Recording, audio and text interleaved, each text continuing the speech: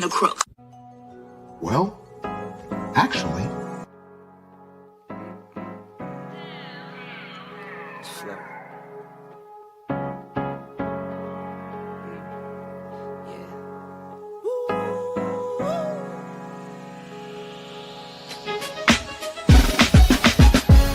Yeah, I'm watching the rise, and I wouldn't say I'm shocked, cause I'm hardly surprised. This one's for the ride, this one's for who knew I'd make it, just needed some time. This one's for my wife, could've left 1,000 times just so by my side. This one's for the grind, I knew it would happen, just had the strength in my mind. To the videos, they thought I was a black guy. That's hard to get over. I'm foreigner in the sport, but I'm fully devoted. I don't take it for granted that the door's been open. I knew I was different, I knew I was chosen. A breadwinner, but I'm soft-spoken. Authentic like a 5950 and there's no cap. Let's have a toast to that. Let's have a toast for the real ones. Let's have a toast for the real. Let's have a toast for the real ones. Let's have a toast for the real. Let's have a toast for the real ones. Have a toast for the real. Let's have a toast for the real ones. Have a toast for the They done baptized the bad guy. Still don't follow religion. The fabric's not average. The cotton's Egyptian. 500 for the shoes, come dirty, but the European. Less is more and less is the bank. Up the score, I pull up from Trey. From the tray, I'm ballin' like Trey. Do what I can, I do what you can't. I wrote this 30,000 feet up. 10 toes, stay G'd up. I'm tryna get that type of wealth, like a house on the hills, can't see us. Say the money still me up. Stay humble, stay teed up. I don't tell you how to live, so don't hit me with no weak stuff. And if you know the deal, then you know the deal. If it's real, then you know. Yo, what's going on, y'all? This your man Marcus A. Brown, and I'm here to tell y'all that I just got done with my first consultation with the brother Andre of Love Crossing Borders. I just wanted to give him his praises. I need y'all to do two things if you haven't already. If you haven't, subscribe to his YouTube channel, Love Crossing Borders. Also, if you are going to Colombia, if you're thinking of going anywhere, traveling internationally, please consider booking a consultation with the OG Andre of Love Crossing Borders. You will not be disappointed. I'm a fan of the channel, so I booked a 2-hour session just to show support, just to show love and say what's up. He provided a wealth of information, way more than I was even expected. He has an excellent presentation.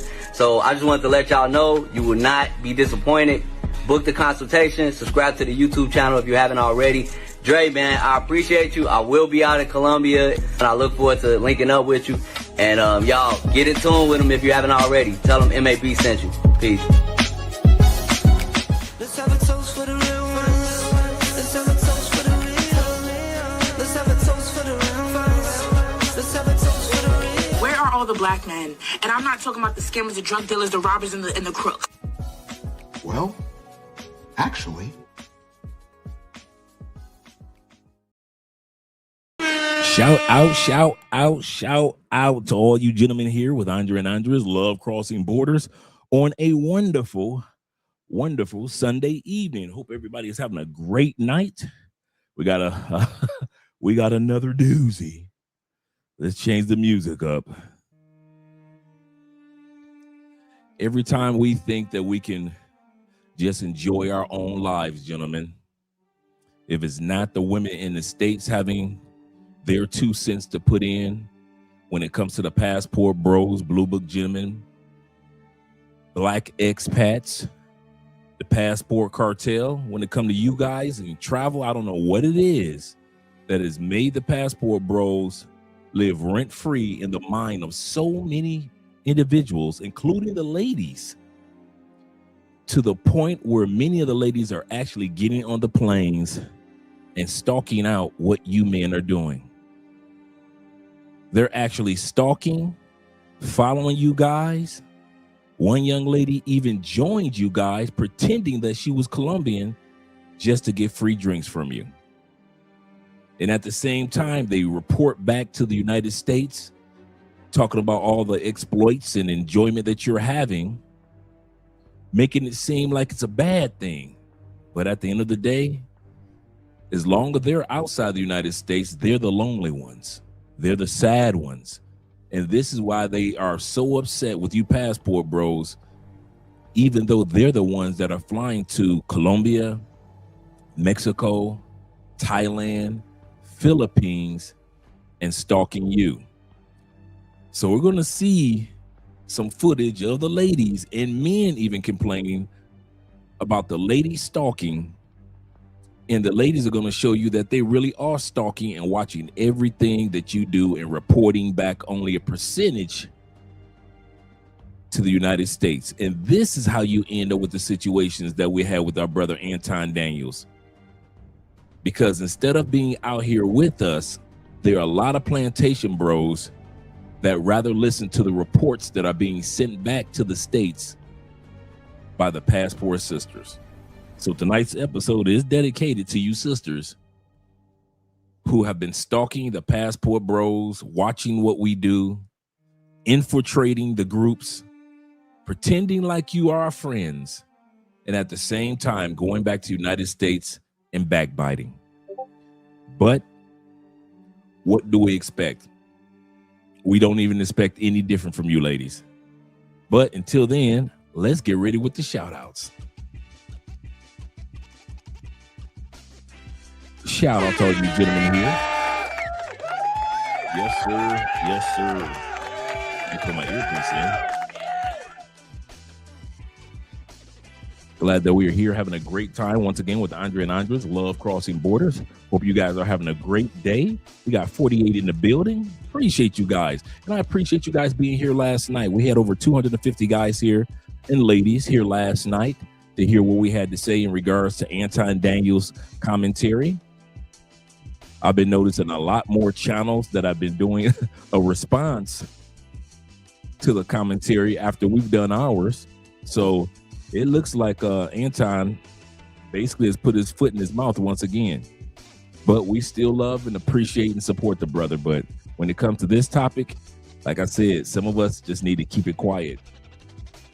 Shout out to him. Let me get ready to do these shout outs with you gentlemen that are here, such as my brother Kenny People. Glad that you're here, brother. Kenny says, because they don't want no niggas leaving the plantation. They don't want them niggers leaving the plantation. That's exactly how the black plantation bros feel, and that's how the sisters feel, not only back in the States, but the sisters that are stalking you in other countries. They think that you need to go back to the plantation. What did Anton say? Come on home, brother. Come on home. Not realizing that we are more at home outside the United States and traveling than we ever felt when we were back at home in the United States and grinding. So actually, we are at home. Shout out to you guys. Buenas noches. Good evening to you as well, brother Kenny. Good evening to you as well. Shout out to my brother T-Mac. Salute to you, kind sir. Glad to see that you're here. Also, glad to see that you guys are. And thank you guys once again for the support of the Children's Cancer Foundation during the month of December. Every year we've been doing this for the last 4 years. All cash apps and super chats will go to the Children's Cancer Foundation here in Cali, Colombia. Shout out to you guys for showing that support. Salute to all you guys. Shout out to my brother also, Don. The Don JP is in the building. Glad to see that you're here as well as my brother Simple Logic. Greetings from VA. Yes, Chester VA that is. Glad to see that you're here, brother. Really am glad. And my brother Rico representing. He said, what up, my brother? What up, though, brother? Hope everything is going great with you. Hope you guys have had a great day. So far, I've made it into all 3 of my fantasy football championships. Last year, I won the YouTube championship. A bunch of us YouTubers got together and we had a fantasy football league, and I won the championship last year. And the 3 leagues that I'm in this year, I'm in the championships, and I'm looking real good. Shout out to you guys. Shout out to you guys. I just want to make that announcement. Shout out to my brother Kenneth, some truck driver brothers in the building. Appreciate you, brother, for being here. Shout out to you being here. Que paso?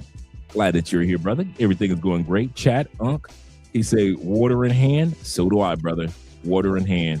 No drinking this weekend because I know next weekend, you know, the Christmas holidays during the week, we all gonna be drinking in. So I figured let my drinking exploits be for the holidays. Shout out to all you guys. And shout out to all you truck drivers out there and all you guys that's working the railroads, as well as you dock workers that are working the shipyards. Glad to see you here. And shout out to my brother William H. being in the building. Glad that you're here as well, Will. As well as Southern Vegan LJ, that is. LJ. Glad to see you here, brother. Salute to you as well, brother. Glad to see you here. As you guys could tell yesterday, I did not get a chance to do any shout outs. This is the funny part. I was talking to you guys like it was only in the beginning. I'm talking to you guys like it's maybe like 20 of us in here, right? I glance over and it says 171. I'm like, it's 171 people in here and it's only been 15 minutes. I said, oh yeah, let's talk about this topic for real. So shout out to all you guys that were here yesterday and you are here today. Shout out to Bobby Coltrane of the Coltrane family. Glad that you're here as well, Bobby. Yes, sir. Salute to all you guys. Salute to all you guys. Let me scroll down, make sure I got everybody. Let me see if I got to give my brother Craig, Mr. Harris himself. Glad to see you here, as well as Zeke. Them 314 boys in the building. 314 boys are in the building. He said, we live. Yes, sir. Shout out to Ruthless. My style is a juvenile, hang with the gang, bang in the meanwhile. Glad to see you here, brother. We take flights, not feelings. Yes, sir. We take flights. And shout out to my brother being here. Also, YouTubing is a habit. 7661, that is. 7661. Yep, pocket. You say pocket listening at work. All right, brother. Appreciate you. I'm going to help you guys get through your second shifts. And all you guys that are working early third shifts, I got your back as well. Listen in, brother. This is going to be a good one. Like I said, this topic is about the females that are jealous of you guys and they are stalking you no matter where you go around the world. It's bad enough that we got to deal with certain women in the States that are stalkers. You get your passport, you're thinking that you're stalker free, right? And then the next thing you know, what you're doing is being posted on YouTube or Facebook or Instagram. You looking or TikTok. You looking like, wait a minute. I'm just standing in line at an airport. All of a sudden, some female from the back is posting saying there are over 300 black passport bros in the airport in Cartagena. None of us posted that information, but the ladies that have been stalking us have. And then once again, that's how you end up with the Anton Daniels commentaries, because they only can go by what the ladies are saying, because they dang sure don't listen to us. Shout out to my brother T Pat, that is in the building. What's happening, Coach Dre and everyone? We're having a good live stream tonight, and my brother Zeke representing. Happy belated birthday. Thank you very much, brother. But that was actually Andre's birthday. Andre's birthday was in November, but we just celebrated our 6th wedding anniversary, December 13th. December 13th, we just celebrated our 6th wedding anniversary. Andre and I have been together for 7 years, 7 annuals. He said, thanks to the player who provided the gifts, the gift sub. Yes. Oh, somebody provided gift subs. Shout out to that brother a couple of days ago. I think it was Will. Shout out to Chill with Will providing the gift subs. Appreciate that, brother. Mr. Hitman is in the building. Yes, sir. Mr. Hitman says this: salute, Uncle Dre. Salute to you, brothers. Glad to see that you guys are here. He said, looking forward to the stream. He said, currently packing my bags for Colombia. He said, I'll see you in a few days. Countdown. See you guys in a few days. Plus, this is the week for the La Feria, the salsa festival here in Colombia. Dude, it is so packed in Cali already. It is so, because people are down here not only for the holidays, but at least another 100,000 people come to the city for the salsa festival alone. So right after Christmas, you got the whole week after that. That's the salsa festival. Over 300 salsa schools come in from around the world and have a huge parade, celebration, the car show. I mean, it's a big deal. And this year they're doing the Afro-Colombian celebration on Sunday afternoon. So it's going to be a first time that they did this. So they're doing like a Patronio / Salsa Festival on Sunday afternoon after they've already gotten done with a week of celebration. So this is going to be a good week to be in Cali, Colombia. I kid you not. So shout out to all you guys that are coming down here or are already here. Yeah, he said my Steelers, took out your Detroit boys. Man, Detroit just fell apart toward the end, man. They just fell apart. Detroit just, shout out to them Steelers. The Steelers started moving up. And my Raiders, let's not talk about that. I'm sensitive right now. Shout out to you guys. Shout out to Jamon being in the building. Glad that you're here. Shout out to all 60 of you gentlemen here. If you don't mind, click the like button. We like you. Make sure you like us too, because you already know once you click the like button, what happens. Oprah coming next. Once I establish this as a place of truth. Yeah. Oh, yeah. Oh, yeah. Once we establish this as a place of truth, let me go up to the super chats, give a shout out to these brothers, such as T Mac. He said, I plan to travel to Cali after I rent a finca near Medellin. Oh, man. You're going to have a good time. For those that don't know what a finca is in Colombia, I know many of you do, but for those that don't know what a finca is like a farmhouse or a villa. It's like going out in the really nice open land area of Colombia, and you got this big villa, and it's really nice. Many of them have swimming pools. A lot of you guys have seen us rent fincas. I think I want to pull up a video of our fincas from last year, so you guys get a chance to see what a finca looks like once you rent one. Really nice, just a relaxing time away from the city. Most Colombians, most people don't know this, T-Mac. Most Colombians vacation in fincas. They don't go to Cartagena to the beach area. Many do, but most Colombians vacation inward, inside the country, to where we might go on the outskirts, to Medellin, Bogota, Cali, things like that, Cartagena, Barranquilla, Santa Marta, San Andreas. We might do the beachy area, right? Well, most Colombians, they get them a finca, a farm, and open land, and they bring their music and they bring their drinks, and they are having a great, great time. Andre and I have done it plenty of times, rent fincas. And so shout out to my brother T-Mac. He said, first of all, I'm renting me a finca on the outskirts of Cali. Actually, Andrea and her family just built a finca on the outskirts of Medellin too.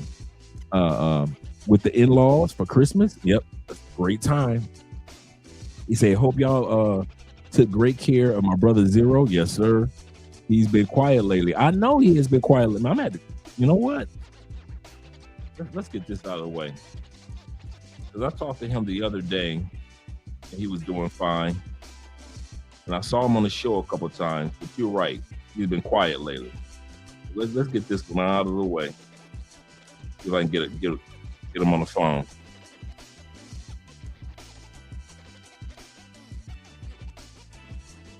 Let's see if I can get him on the phone.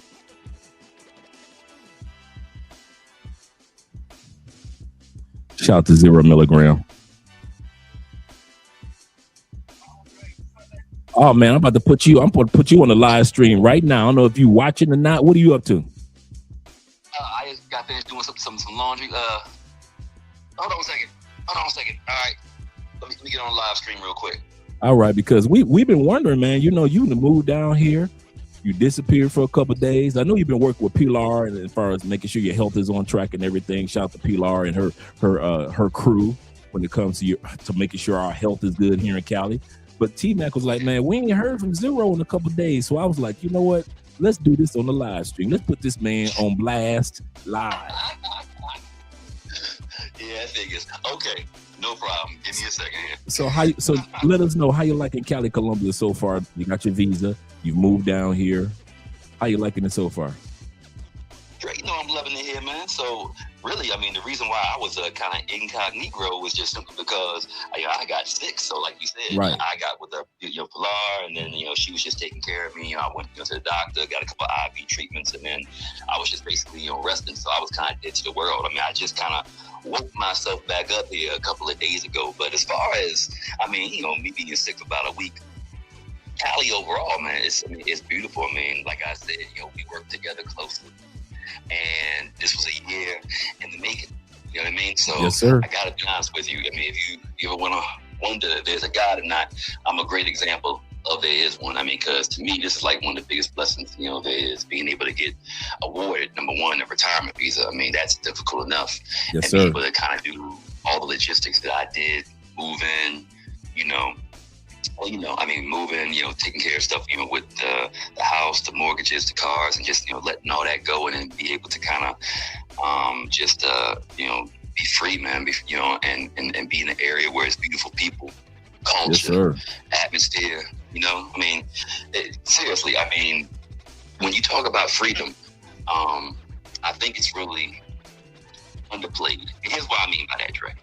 Not that you're doing it, but our concept of what that means and what that is as individuals living in the States, dealing with that grind and dealing with what we have to put up with in the States. We get a skewed mindset about, just what living is, and being able to, enjoy your surroundings, your environment, your friends, and your people. And Cali just, it really just gives you that. So yeah, sorry to ramble, but yeah. No, man. Guys need to hear that, man. Because you're a perfect example of you read the book, you followed the blueprint of the book. We did a consultation, like you said. Over time, you took care of the family.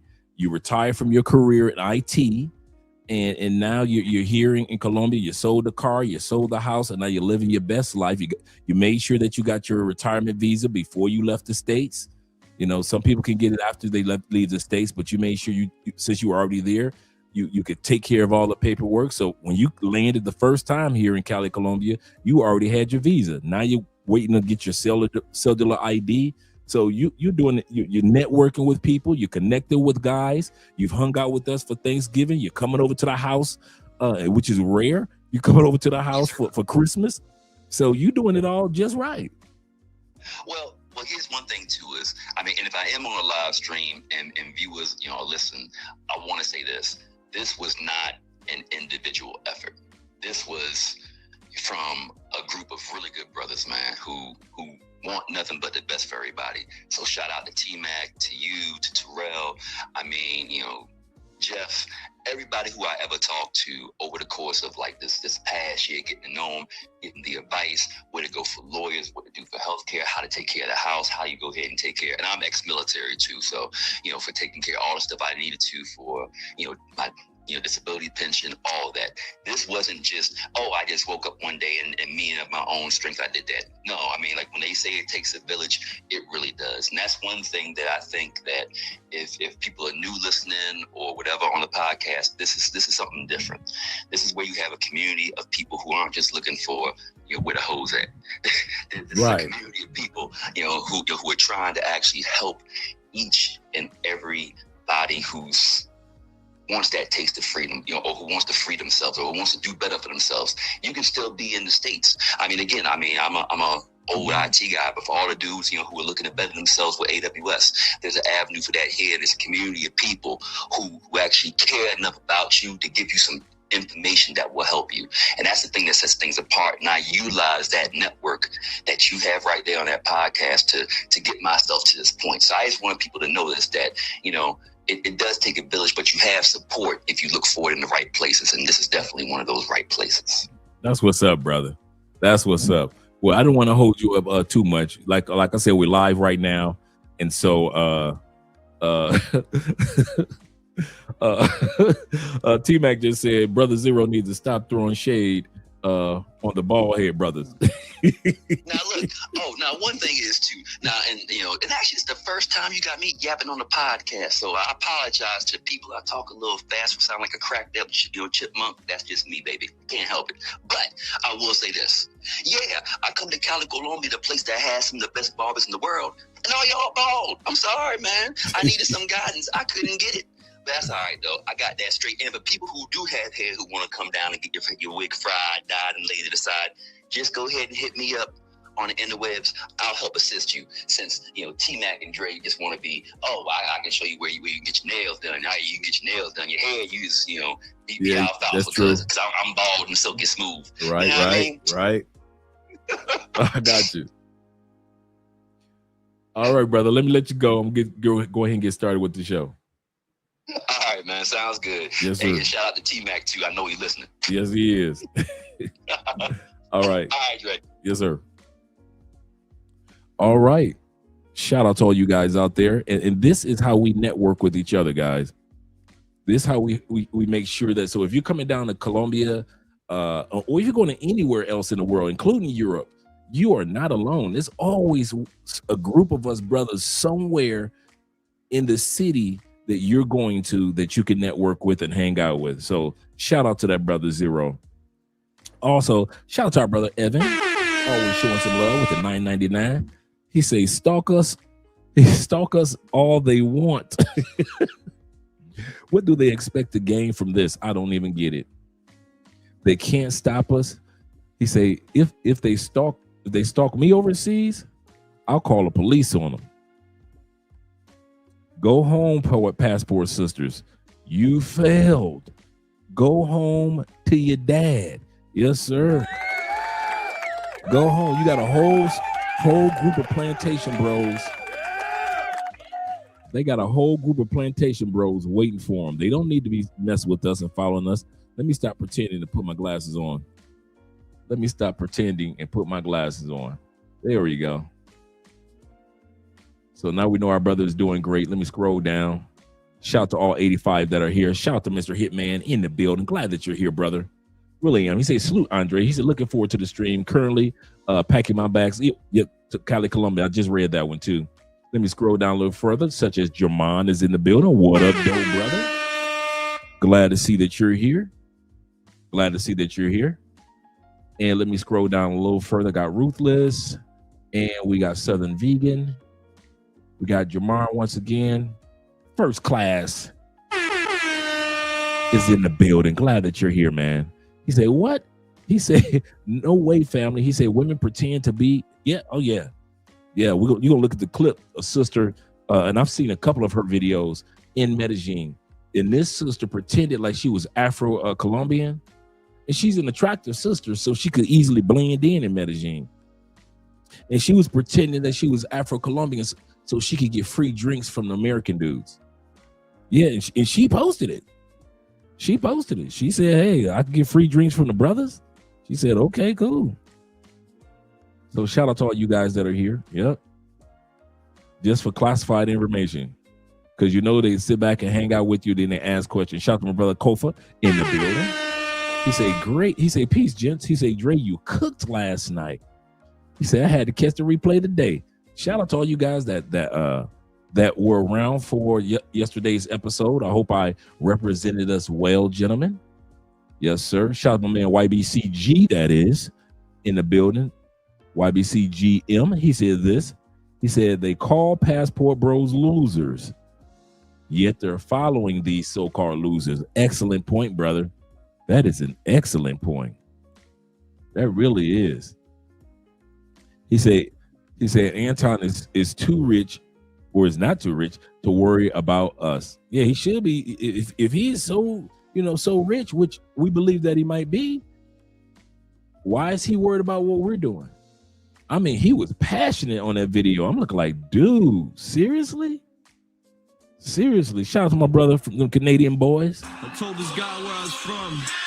He said, oh, Canada. Black Nubian, them Canadian boys. And shout out to my brother Prime, area code 718. Glad that you're here, brother. And welcome to the new member. Shout out to all you guys that are joined by membership, as well as I want to drop the Patreon link for you guys to support us by way of Patreon as well. Let's scroll down to my man Ben, being in the building. He says this. He says, stalking, and they still won't admit they even like us. That's true. I'm gonna stalk you, but I really don't like you. That's the crazy part. Shout out to New Life in the building. He said, you don't want black men. You want more. Yep. They want a sucker. That's not happening anymore. So stay in the country, which they need to do. Seriously. Anton should have been telling them to come back home. You're getting exactly what you want. Even I've been to Cali, Colombia. 2 O's, no you. He said, even though I've been to Cali, Colombia, very nice place. or older guys. Yes, it is. Mature audiences only. You are absolutely correct, brother. Absolutely correct. Let me scroll down, make sure I got everybody before we get started, such as my brother Andrew Craig in the building. He said, planning to visit Armenia. We love Armenia. Great area. If you want to rent a finca, Armenia, Manizales, Pareda, anywhere outside of Medellin, such as El Peñon, which is Guatapé, where the big rock is that everybody climb that rock. The 700 steps, like the 720 steps. That's a great area for fincas. Really nice area. So anytime you guys come to Colombia, you gotta have a time when you rent a finca. They're not expensive to rent for the weekend. And I'm telling you, bruh, it is so relaxing. You just, like I said, bring your music, bring your lady friends, bring your drinks, and you're in a town, and the nature and the atmosphere is just so relaxing. You like, and you're in a hammock and you're swinging in your hammock, and you just like, this is what life is about. No stress. Shout out to my brother Mad Max in the building. Them Indiana boys, them Boilermakers in the building. Glad to see that you're here, brother. My dude, shout out to Mad Max. This dude was coming to Medellin, coming to Cali long before many of us, back in the 80s. Shout out to you, brother. Here we go. Let's scroll down. My boy Link King, he said, wait a minute, pause. We still want to know where the hoes are. He said, are at so relax, brother. He said, we want the best of both. We want to know where the ladies are and the opportunities. I ain't mad at you, brother. I ain't mad at you. I am collecting data in the building. Glad my brother's here.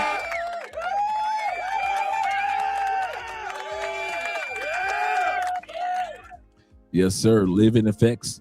Live in effect. Salute to the host. Salute to you, kind sir, as well. Glad to see that you guys are here. Let me scroll down a little further. We got 87 in the building. I might not be able to catch up with everybody. Shout out to my man Humplick in the building. Shout out to you, brother. Glad to see that you're here. Glad to see that you're here. He said, what up, everybody? What up to you, brother? Hope you're having a great Sunday evening, as well as the blackest night in the building. Yes, sir. He says, salute General Drake, tuning in from Berlin and Bulgaria and Istanbul early this week. And they say passport bros don't go anywhere. The people that don't go to these areas are the Keishas, and that's why he said these areas are Keisha free. Just in case you guys want to come down to these areas in Europe, there are a lot of brothers that are in Europe. I don't know why people think that the black men do not go to Europe, and they try to portray as if we only go to like DR or Colombia only. They're making a big mistake. Shout out to my man, Mr. DJ 76 in the building. That is, he said, "What up, Dre?" He said, "I really enjoy your channel." I really enjoy that you brothers are here with me, man. I kid you not. We're family on this channel, and I mean that from the bottom of my heart. You guys, I hang out with you guys when you guys come to town. I hang out, take you guys around, show you around. We eat, we laugh, we talk, we share stories, and then you guys meet a girl and y'all disappear on me. It's always like that. As soon as y'all meet a lady friend, it's like y'all don't know your boy no more. Like, Dre, I'll catch you next month. Shout out to you guys. Let me scroll down. Make sure I hit the brother super chat. Shout out to my brother Primo in the building, or Prime in the building. That is. He said, "Hey Dre." He said, "What modern?" He said, "What's modern women and plantation bros? Number one problem with the passport. I know exactly what the number one problem is. You guys are a disturbance in the matrix. You guys are Neo, man. Y'all don't know. You guys are disturbing the matrix. The matrix, just like in the movie, was set, an order was set up, and then here come Neo interrupting the whole thing. Now, I like to, consider myself Morpheus, but here come Neo, which is all of us, We are the glitch in the matrix that nobody expected. They expected white dudes to have their passports and use them. They expected corporations to use passports. Yes. They expected the rich and the richest children, rich people, the Anton Daniels, to use their passports. Never in a million years did they think that black men, they even expected black women to use their passports, because black women don't usually leave. They just travel and come back home, right? So they can still depend on black women labor, because black women, they go come out here, take a few photos, and then go back home after they got beat down in Jamaica, right? So they really wasn't worried about black women. But here come black men, such as Richie Magzoon to Thailand. Here come black men, and black men have glitched the matrix for the black community. The black community expected us to still be there. You see, have you guys noticed? You saw that lawsuit that's going out. I forgot what state. There is like a 20, 30 count lawsuit going against one of the ladies that's the founder of the Black Lives Matter movement for money laundering and all type of illicit things that they did with those millions upon millions of dollars that was sent to Black Lives Matter. Now, the state departments and prosecutors have put together a case against the ladies that started the Black Lives Matter movement. I was just reading that article a couple of days ago. So you guys aren't even around for this. You guys are a glitch. And that's why everybody's on attack mode. You are not expected to be the Harriet Tubmans. You are not expected to be the Nat Turners. You're expected to stay on the plantation, pick cotton like your granddaddy did and your great granddaddy did, and they give you a few dollars like they do Anton and the rest of them dudes. And you're supposed to keep your butt on the plantation. How dare you as a black man leave the plantation, eating healthier foods, meeting traditional families, making families, starting businesses, becoming a part of IT and tech. Many of you guys have certifications right now through Theo's courses. Remember how Theo started? Theo started because he was a glitch in the matrix when it came to black men being in tech. Remember, Theo started making an announcement and giving donations on Kevin Samuel's channel. Remember? Who is this brother that's giving out all this money? Theo tells these people, I'm in tech. Wait a minute, you a black man in tech? Yes, I'm a black man in tech. How much do you make? I make like $650. No, you don't. You don't make no sense. They mocked and laughed at Theo, put Theo down. Theo said I had to lie and say I only made $300,000. And even then they didn't believe that a black man can be in tech, make $300,000 to $600,000 plus a year, and give that type of money as a donation to Kevin Samuels like he was doing. So what did Theo do? I'm going to show you more than I could tell you. He just rolled up his sleeve in 2020, 2021, started the Black Manosphere Conclave with the other brothers, and it's been going ever since. And look at how many guys, black men, are traveling around the world that I've met personally. Theo's graduates that are making, I'm talking about these dudes making 175, 140, 150, 225 a piece. Because this brother rolled his sleeves up and said, okay, black women, I can show you more than I can tell you. And he's proven time again. Now, every other week, somebody's passing their certification course on our Facebook page. Every time you turn around, somebody's getting hired and making $65 to $105 an hour. Black men, you guys are a glitch in the matrix. You were not, Passport Bros was not supposed to happen. Black men in tech on this level was not supposed to happen. Don't think what we're doing is something that was expected. Dude, it ain't even caught up to politicians yet. It's going to take a few years for them to realize the impact of black men relocating out of the country and the numbers in which we're leaving. That's when it's going to be a problem. As long as plantation bros and passport sisters just yapping up at the mouth, it don't matter. Once the government discovers how much money they're losing in tax dollars, with each one of y'all leaving and taking advantage of all the great tax benefits that we get as expats, bruh, it is not going to be pretty. It is not going to be pretty. So congratulations to all of you men who have your passports, are using your passports, traveling to other locations, trying to decide on which country is going to be your country. You can still live in the United States to make your money. Remember, treat the United States for what it is, a corporation. I'm going to say this again. Stop treating our United States like it's a country. It's not a country. It's a corporation. Make your money. Go look for a country. You see how I did that? Make your money in the States. Stack your cheese in the States. Don't club in the States. Don't party in the States. No, I don't need another Range Rover in the States. No, I don't need a Lamborghini. I don't need no Porsche in the States. I'm buying property outside the States. Why? Because I'm looking for a country outside the States. I'm treating the States like what it is, a corporation. We're one of the few countries in the world that's literally incorporated. The United States is one of the few countries that's literally incorporated. Some guys don't know that.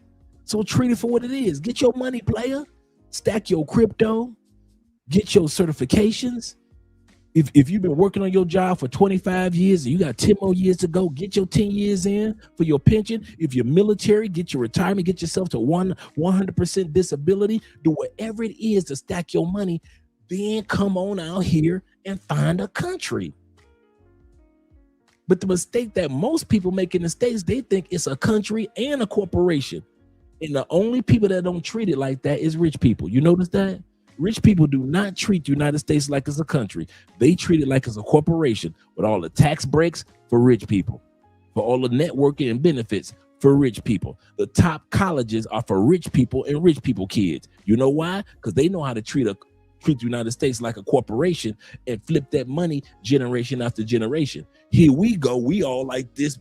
We all like this. And them people making money hand over fist to where what? 200 people in the United States got more money than the bottom 70%. 200? It's just 200 people got more money than 70% of the United States. You don't think that's a corporation? Man, y'all better make y'all money and get the hell up out that country. Stop playing around. Make your money. Shout out to what? Hey, get this man up out of here. Get this man up out of here.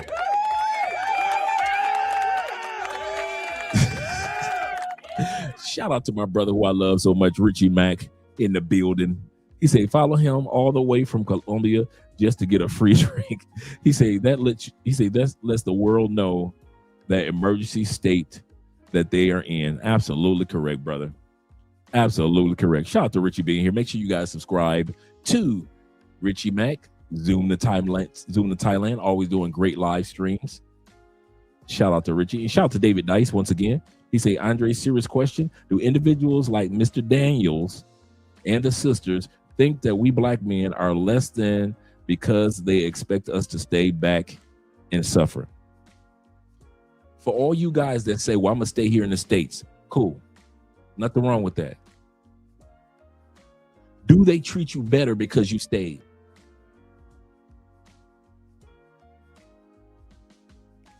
Do the women talk to you better than they talk about us?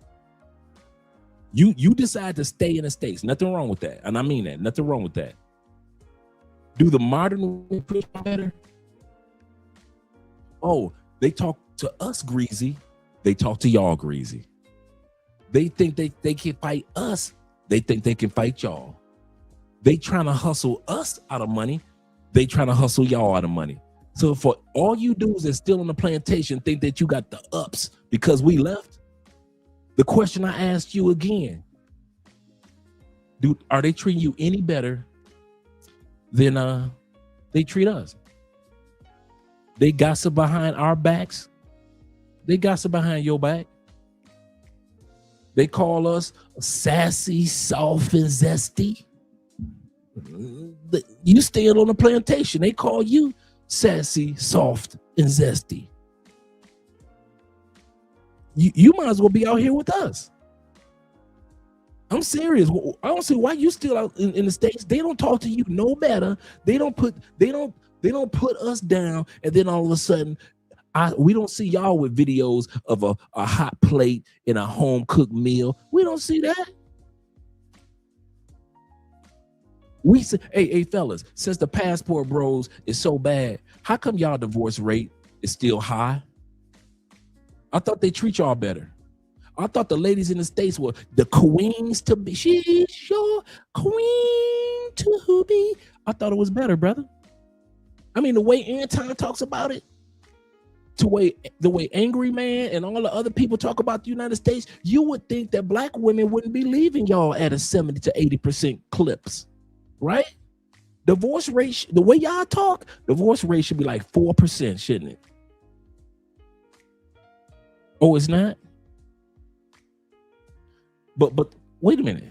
But us passport bros that come out here and get solidified relationships with good women, whether we get married or not, our separation rate is 15 to 20%. Those who are married, who are passport bros, our divorce rate is only 15 to 20%. Whether you got a girlfriend, a lady friend, a couple of really nice ladies that you're really close to, or if you're married, our separation rate is only 15 to 20%. Yours is 57% divorce rate in the United States, and 70 to 80% of that is your women filing divorces on you. So who boo-boo the fool?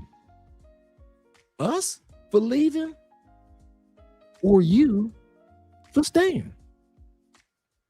I'm just using the numbers, fellas. I'm not coming. Like I said, if you plan on staying, you got responsibilities, you in love, you already married, you got your 2 little girls you take care of. I got understand that, fellas. I mean, your mom getting older, you want to take care of mom, you want to take care of dad. I got you. You want to take care of your brother, he got Alzheimer's. I understand stuff like that.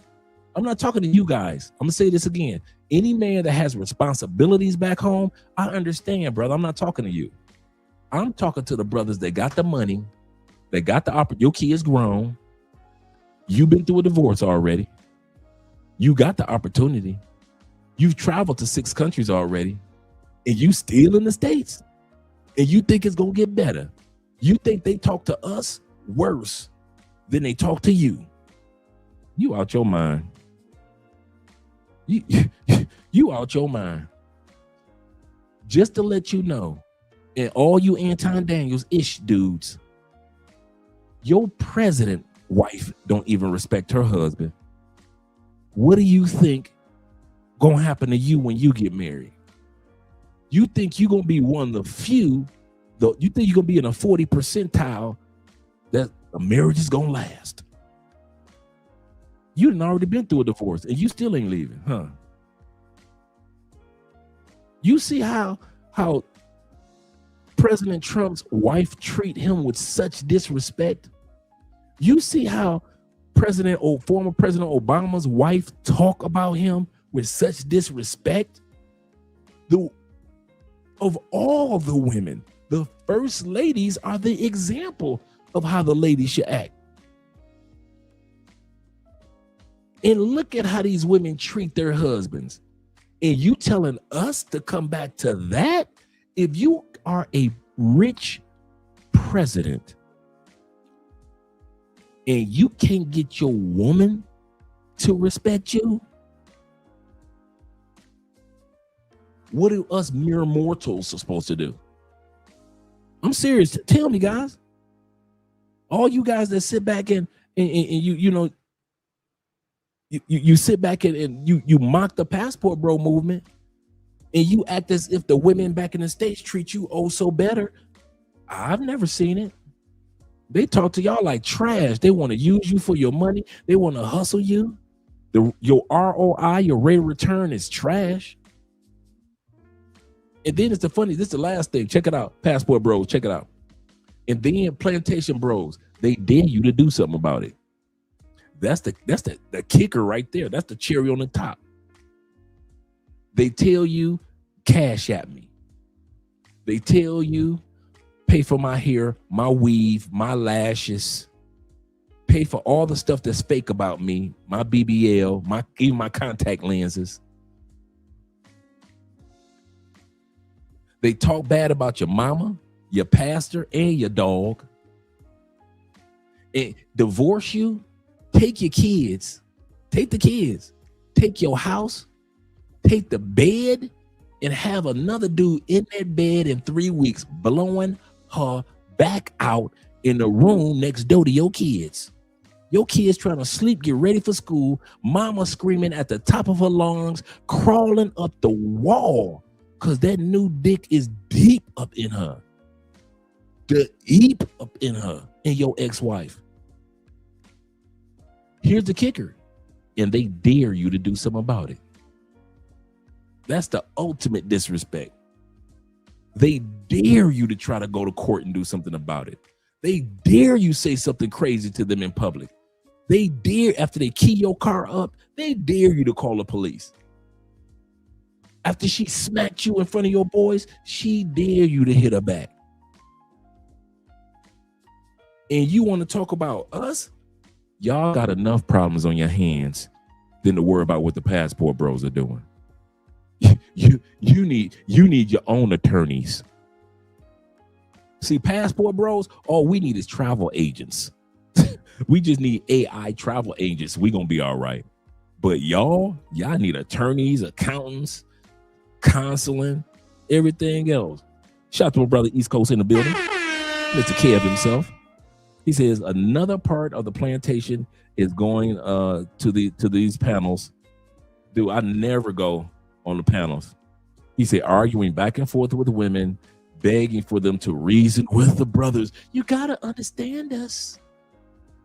I don't expect the women or the men to understand what we do. He said, I'm good.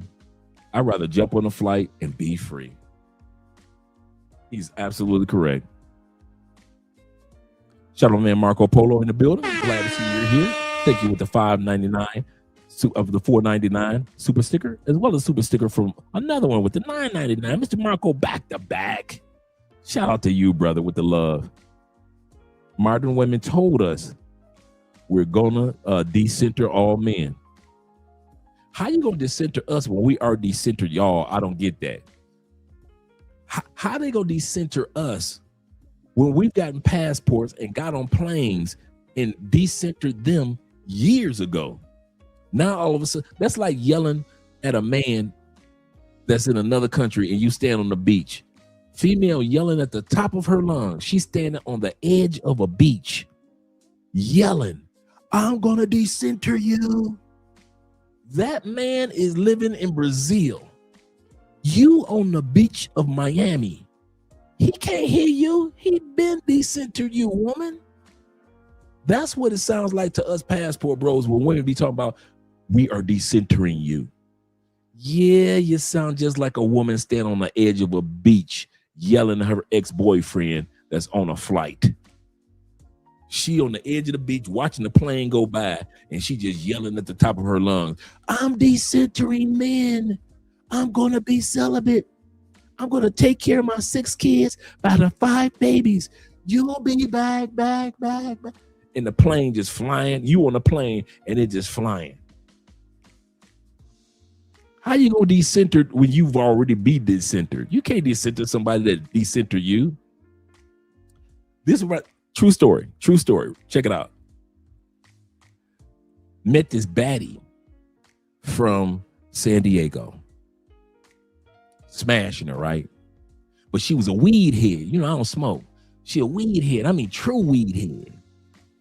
And I'm not talking about like weed every once in a while. I'm talking about weed was for breakfast. Weed was a snack.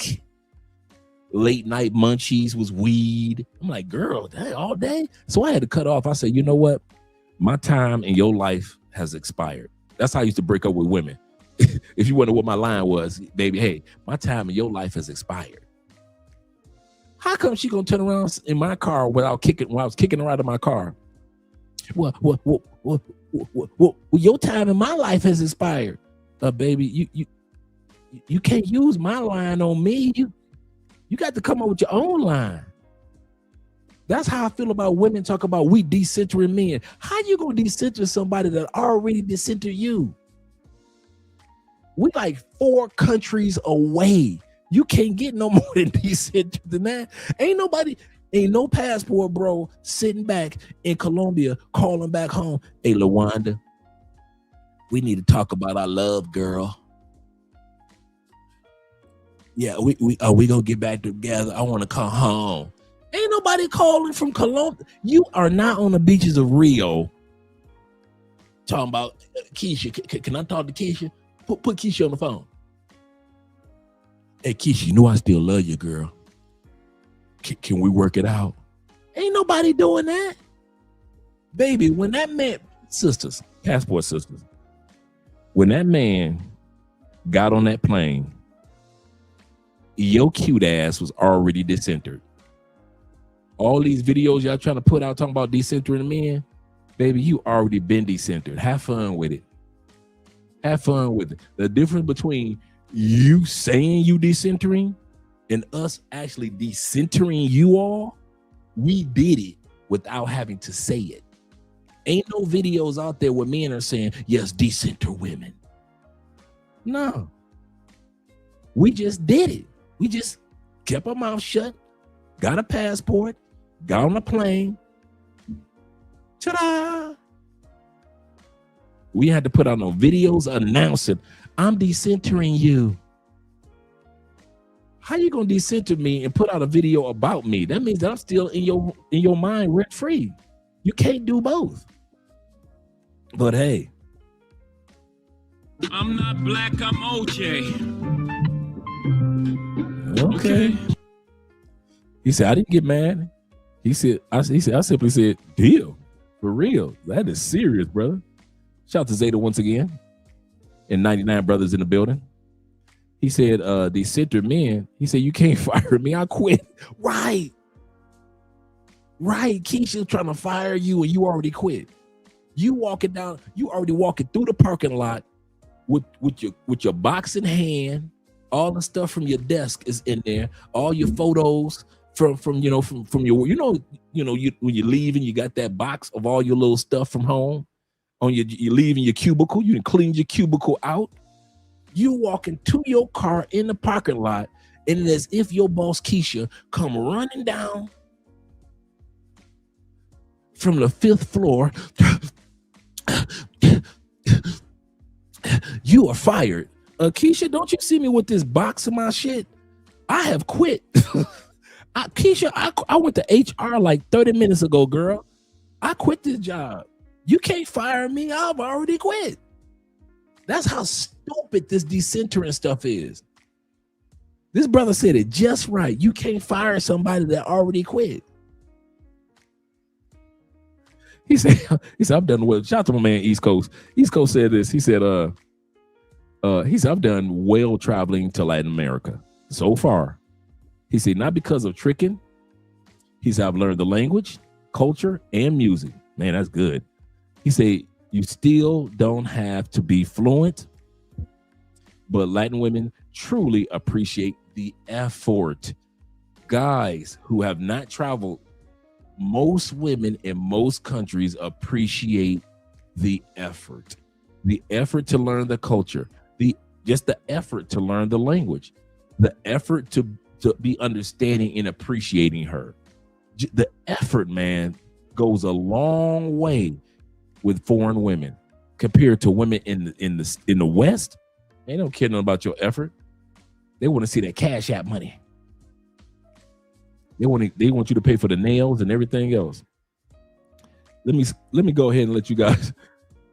Shout out to my man Seaside Blue. I like that name. Shout out to you, brother. Seaside Blue.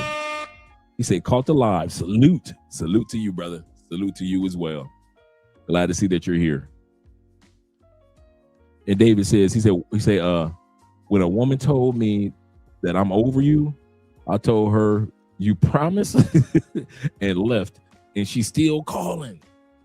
We're going to talk about the stalkers tonight. Let's get ready to go directly to it. I know some of you guys I've missed out on with the intros. Such as my man Dark Plagues. I like that name too, man. Y'all got some good names. He said nowadays these feminazis are following passport bros or expats. He said, I guess they are modern day slave catchers. That's a good way of putting it. Wow. Modern day slave catchers. Let's get ready to get started. Shout out to all you guys. Let's get started with the video. Let me pull the video up. Move me out of the way. This brother's going to start us off by telling he's always been Cartagena. He's lived there for a while. He lives in Thailand right now. And the one thing that he's been noticing when he was in Cartagena and in Thailand, how the women are following the men around the world. Actually, black men are already doing that. And here's the kicker. Y'all are following black men to those countries where they're going and then making videos of you watching them.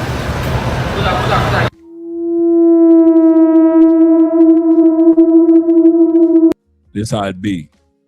This is how the passport sisters be watching the passport bros. Minding your own business. Let's go back to that part. Minding your own business. She's riding by in a car, and here she comes, taking photos and videos of you minding your business.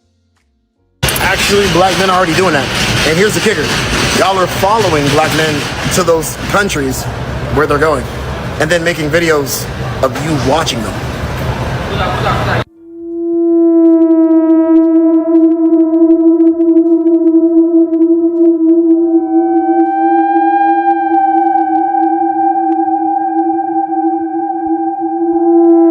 Passport bros in Colombia, for those who are curious.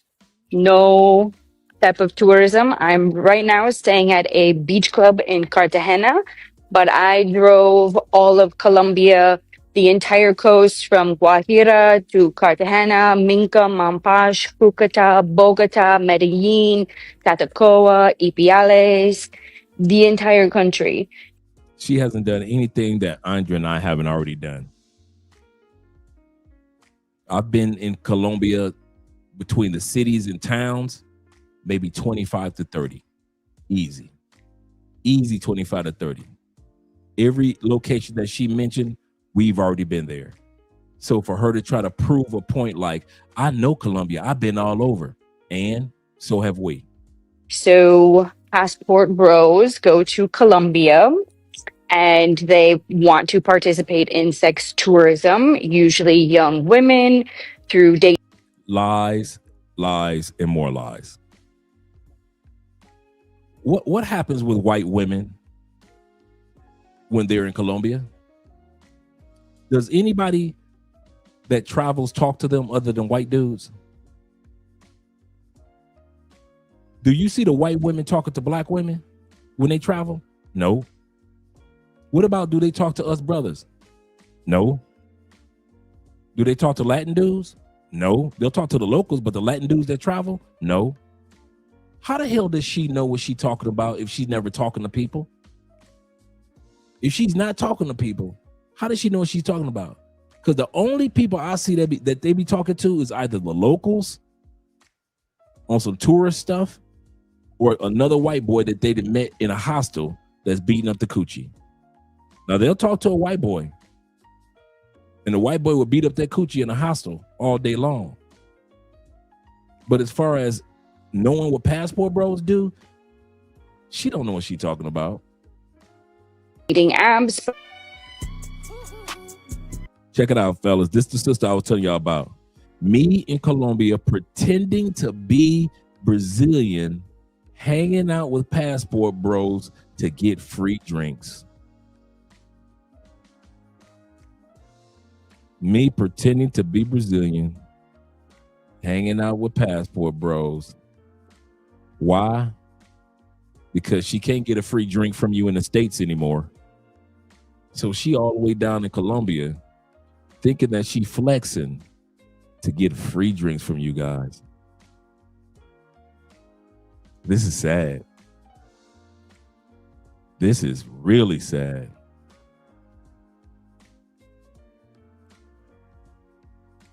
Let's bring that back a little bit.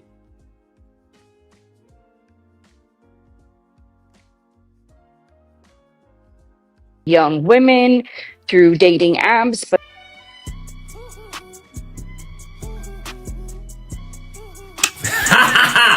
Wake up, Jacob. Okay, let me get this straight. What you said about passport bros is that they're broke, they're dusty, you don't want them anyway, you don't care, you don't care. They have to go to another country because, you know, the women over here doesn't want them in the West. What you say about the foreign women is that you said that they're poor, they're uneducated, and they're destitute and they're barefoot. And yet, you pretend to be a foreign woman going over. She pretend to be the foreign woman that they mock. There to get in front of passport bros. You can't make this up. You can't. Passport bros, they go over there and they think they just king. They just think they just king over there. This is the funny part. All you plantation bros. All you plantation bros. Do not the sisters tell y'all kings in the States? They tell y'all kings. My king, my black king. Since the 70s, my black brother, my black king. Don't they tell y'all that? You're a black king. They say that you my son is a black king. My man is a black. This is my king, right? They say it. So why are they upset that other women in other countries show it and treat you like a king? The sisters in the States call you a king. The women in other countries treat you like a king. For all you plantation bros that don't know, I'll say it one more time. The sisters will call you a king. We kings and queens from Africa. Call you a king all day long. But they treat y'all like trash. In other countries, ain't nobody calling you a king. They just treat you like one. They ain't got to say it. They treat you like you're a king. I'm going to tell you something. It took me 5 to 6 years to get used to the treatment that my wife gives me. I mean that from the bottom of my heart. I was not used to this type of treatment. I was not used to this type of support, encouragement, loyalty. I was not. Now, was I getting a bunch of women in the States? Just like all y'all, I was beating them through. But as far as just a hot plate or a glass of water or a cup of coffee, you ain't getting that in the States, not on GP. Feminism. I mean, feminist. No, feminine, not feminism, but feminine behavior. You ain't getting that in the States. You get feminism, not feminine behavior in the States. And like I said, they will call you king. Also, all you dudes in the States that they calling king, and yes, I'm a black king. And you got the black king t-shirt on. And they don't treat y'all like a king. And these big girls, big girls, because this is what y'all used to in the States, because I love when y'all call big girls thick so you don't have to feel bad about sleeping with them. Yeah, I said it. Only in our country do we call fat women thick. Only in the black community do we call fat women thick. Asian men will call fat. White men will call fat, even if they're dating them. I like a fat girl. I like a big girl.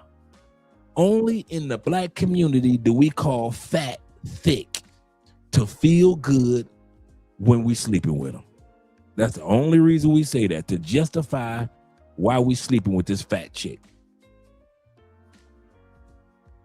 Even in the Latin community, they'll say, hey, he like big girls, he like fat girls. You ain't gonna see no Latin dudes running around calling Latinas, she thick. No. She's fat and I like her like that. But black men, oh, she thick. She ain't fat, dog, she thick. Well, you got these fat girls that we sit back and calling us kings, but as soon as you get on a plane, ain't nobody called me a king at all. Ain't nobody called most of us black men kings at all. they treat us like kings all the time. So plantation bros, enjoy yourself. Enjoy yourself while they calling you king. Enjoy yourself. Because we get king treatment out here, not just somebody running off at the mouth. So now these women upset at the fact that you guys get treated like kings and somebody's not just calling you a king. So let's see what the big girls got to say. You can't. That's poor bros. They go over there and they think they just king. They just think they just king over there. Sir, you ain't king nothing, because the next man with some money who walked up, you're literally paying, but he's like, that's what they went over there for. He's like, they know. I'm like, I hope they know they nasty and that these girls will probably not even talk to them if they wasn't paying. Exactly. Because just like American women wouldn't talk to you if you didn't have any money. Is that what you're saying, ladies? See, as I said last night, and I'm going to bring this back. Men throughout human history have never had problem with sharing our resources. You cannot shame a man because we share our resources. Our time, our money, our energy, or our attention. You cannot shame a man. Y'all going over there giving away money, time, energy, and attention. And I'm a man. That's what I do. What's the difference then? Plantation boys, y'all ready? The difference is ROI, rate of return. What do you get in return for your resources? See, in the States, for the most part, you gonna get divorced. What you gonna get for buying that house? What's your ROI? For using your resources to help raise your kids? What's your ROI? For being there when her mama was sick? What's your ROI? All you stepfathers in the United States, what's your ROI? What's your rate of return? What benefits are you getting? What's your ROI for getting that woman pregnant? Again, being the fourth baby daddy. Come on, fellas. All you plantation bros, what's your ROI?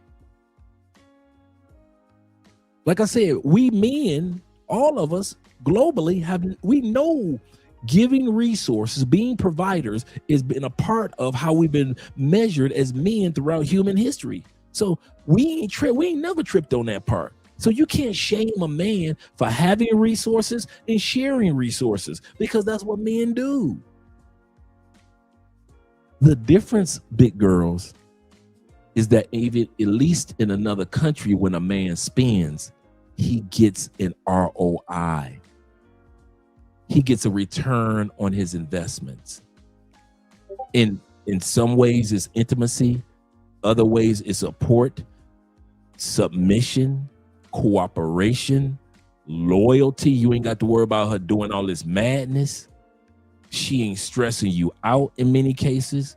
I'm not saying all women in all countries are perfect, so don't think I'm talking like that. But what I am saying is this. You got a better chance of getting an ROI for your resources outside the United States, outside of Canada, outside of UK, than you ever would have while you're still stuck on that plantation with Mr. Gilmore. While you on Mr. Gilmore's on Mr. Trump's plantation, Mr. Wigglesworth's plantation, you think that you coming up. And these women are mad because you brothers have decided to take your resources and go to countries where you can get a rate of return. That's all that is. My brother East Coast says this. He said, shout out to Ken once again. Ken said, the problem with the passport quiches is that not only are they following brothers around, but some are bringing passport pookies with them. You ain't never lied on that one. You never lied. Brothers, he said, if you still in the States, practice financial celibacy. This is a dare. We dare y'all to practice financial celibacy. In other words, use your money on you and your kids. We dare y'all to stop buying drinks in the club. We dare y'all to stop buying a $500-$600 meals, even if you can afford it. Nobody asked if you can afford it or not. We're saying take that $500-$600 and spend it on you. Whether it's you say $500-$600, I can go ahead and give me a custom sports jacket, or $500-$600, I could put that in my crypto investments. $500-$600, I could buy me a nice box of cigars. Whatever it is, use financial celibacy. True story. Before we go back to the video, true Passport Bro story. And Taylor Made Dreams interviewed this brother. This brother was 32 when Taylor Made Dreams interviewed him. Shout out to Russ. The brother started doing this financial celibacy at 23. This is back in the day. He's a tax accountant. He lived in DR. He would live in DR 8 months of the year, living the life of Riley. I mean, he's living his best life. Got him a girlfriend, beautiful. They're married now. Beautiful. I mean, gorgeous sister from Bermuda. She's from Bermuda. Really nice. Nicest couple. And he would go back to the States. Started this at 23. He'd go back to the States during tax season. He helped businesses. He'd help locals. He said, I didn't club. I didn't party. I wasn't dating nobody. This before he met his girl. I wasn't dating nobody. I wasn't buying no Jordans. I wasn't buying no jewelry, no gold. I wasn't trying to buy no. He said, I stacked my money for 4 months. I used financial celibacy. And I went back and I lived the life of Riley, a Shangri-La in DR and in other countries for 8 months. And then the next year he'd do it again. Tax season come, he'd go back to the States, make his money. And he said, I had a few business clients that I'll do bookkeeping for while I was in DR. So they would allow me to do the bookkeeping while I'm online. He said, but I was living in DR when I was doing it for a couple of businesses. He said, but the bulk of my money was made those 4 months saying, forget them chicks in the States. Let me treat the United States like a corporation, stack my money. I ain't buying no new shoes in the States. I'm not buying no new socks or no drawers. I ain't going to no concerts, no basketball games, no football or hockey games. I'm not about to sit up here. I ain't drinking. He said I wasn't drinking nothing in the States but water and smoothies. He said, if I'm spending money, I'm going to the groceries. 4 months of financial discipline so he can live his best life every year. 10 years later, now he's at the 15-year mark since that interview. So while y'all still sitting up there trying to spoil pussy back in the States, go ahead. This brother who I just told y'all about used financial celibacy to treat the United States like a corporation, stack his money, get the hell out, regurgitate and do it all over again every single year. Don't tell me that these young brothers aren't smart enough to be able to do this. He's absolutely correct. Use financial celibacy. When she says her body, her choice, my wallet, my choice. And that's exactly how that young brother did. I kid y'all not, man. I'll never forget that story. Never forget that interview. And this is the funny part. I knew his fiance before knowing him. It's kind of funny. I didn't put 2 and 2 together because she was in DR and I knew her from her starting her YouTube channel, and I interviewed her. You know, me and Andre interviewed her like when she first started. So I already knew her. And then I had already saw a year ago the brother's story. And then like a year later, Taylor Made Dreams introduced this couple. Now they're happily married.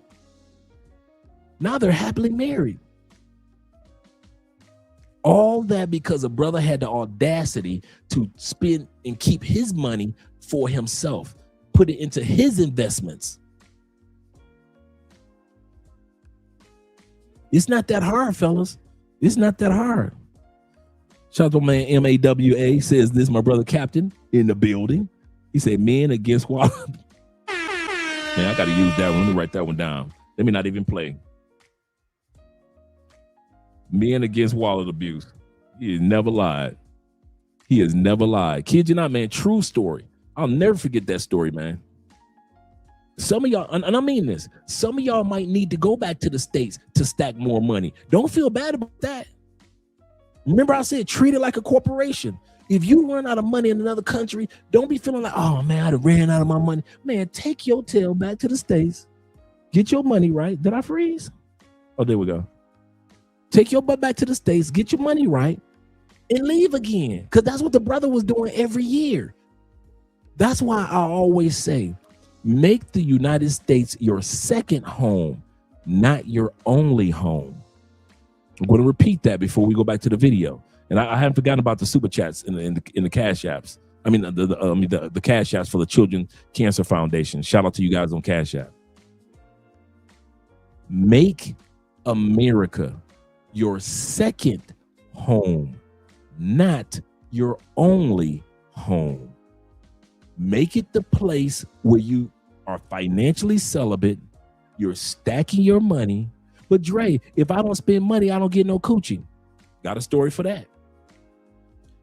Before I met Andrea, I went on financial celibacy. We call it in the Passport Bro movement monk mode, where you ain't going on no dates, you ain't partying like that. I've told this story before. This was like a year or two before I met Andrea. Told this bad white girl, I'll never take you on a date. True story. I'll never take you on a date. I'm leaving the United States. I don't know what country I'm going to. I had traveled to other countries. I didn't know which country yet. So that's why I didn't know Andrea or Medellin or Cali. I didn't know none of this. I just had Colombian friends at that time period in Tampa. So that's how I found out about Colombia, through all my Colombian friends in Tampa. But I told the white girl, I said, I'm not staying in this country. I'll never meet your pastor. I'll never meet your dog. I'll never meet your mama.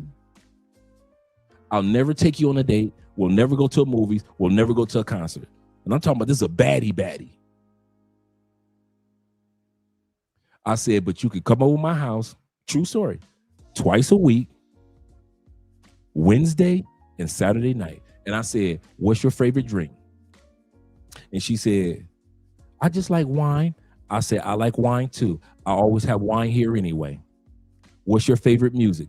Literally, this is what I said. She said, I like old school R&B, Luther Vandross, Frankie Beverly and Mays. I said, I'll have your favorite music playing. I said, I'll give you all the orgasms you want. I said, but you will never be my woman and I'll never treat you as such. I said, and if you okay, I said, but the one thing you will never have to worry about with me is that I'm out here in these streets telling other women what I just told you. If you cool with that, and I was on the phone with her, let me know. I said, if you're not, I understand. I hung up.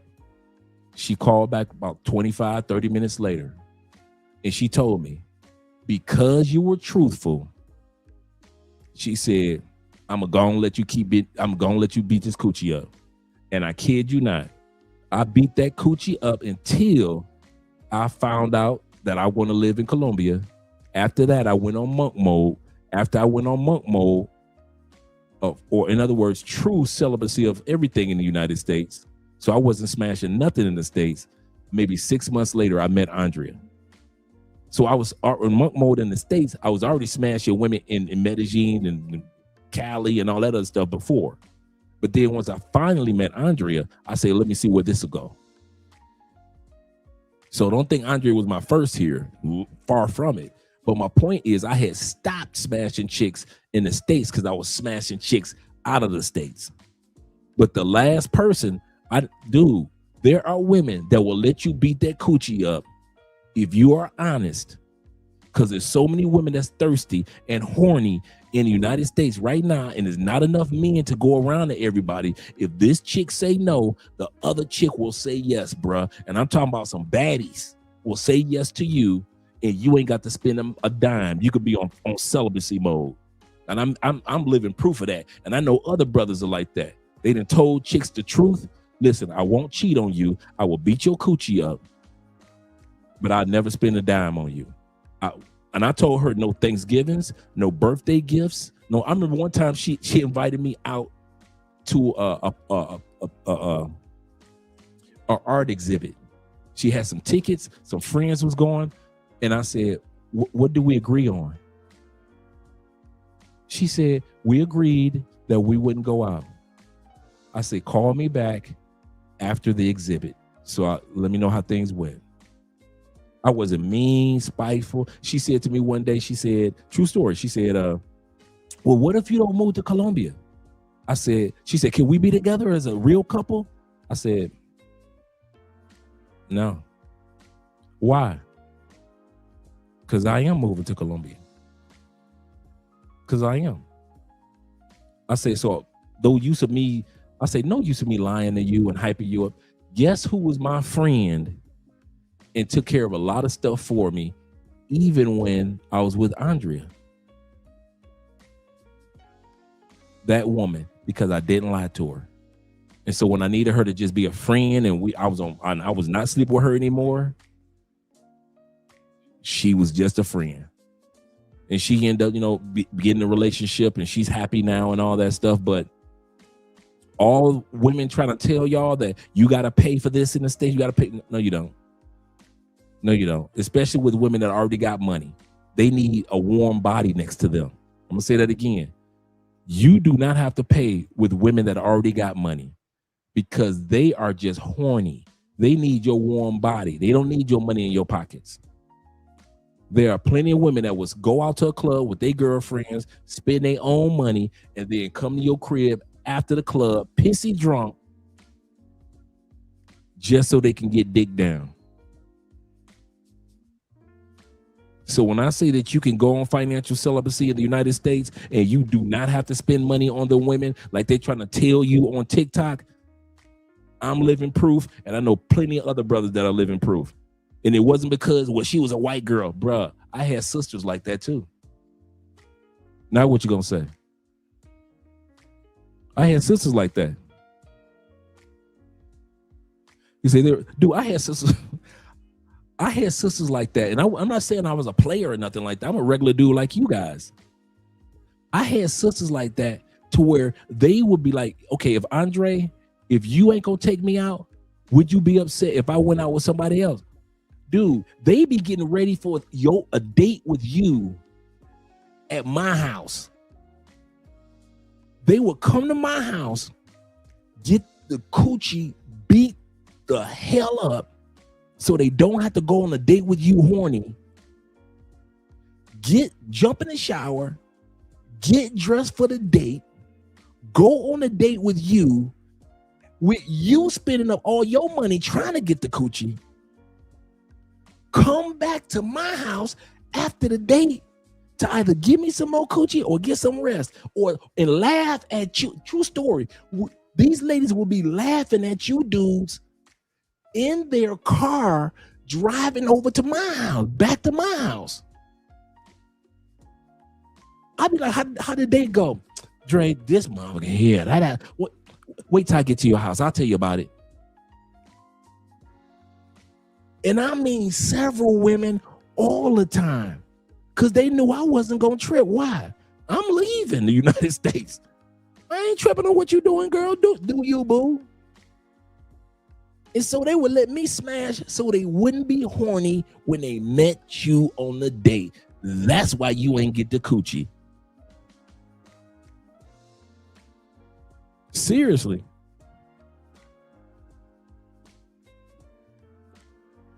Oh, they did.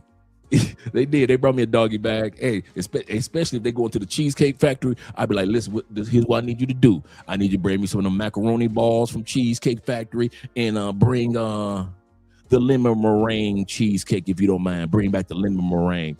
And bruh, every time they went on a date, I kid you not, they would bring something back for your boy that you paid for. These are women I ain't never took on a date. Ain't never bought them a Coca-Cola before. A bag of Jay's potato chips or Better Made. haven't bought these chicks a Twinkie. So why? What, is there anything special about you, Andre? No.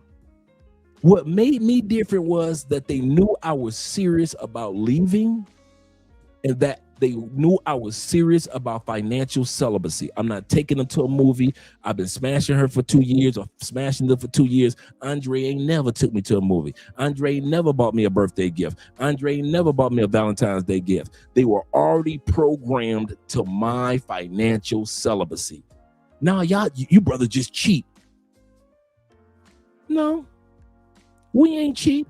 We just not stupid. We just know we ain't got to pay for the coochie like you think you got to pay for the coochie. Y'all be sitting on a date. This is the funny part. Y'all be sitting on a date swearing y'all gonna get that coochie tonight.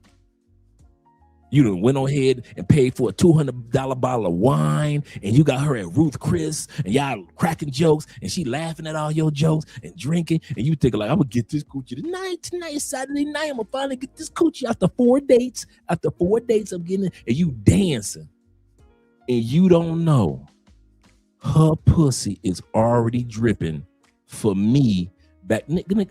While you sitting up there with your dick hard at dinner, I'm at the house watching ESPN. I'm watching ESPN, bro. I'm watching the fourth quarter of the Pistons games.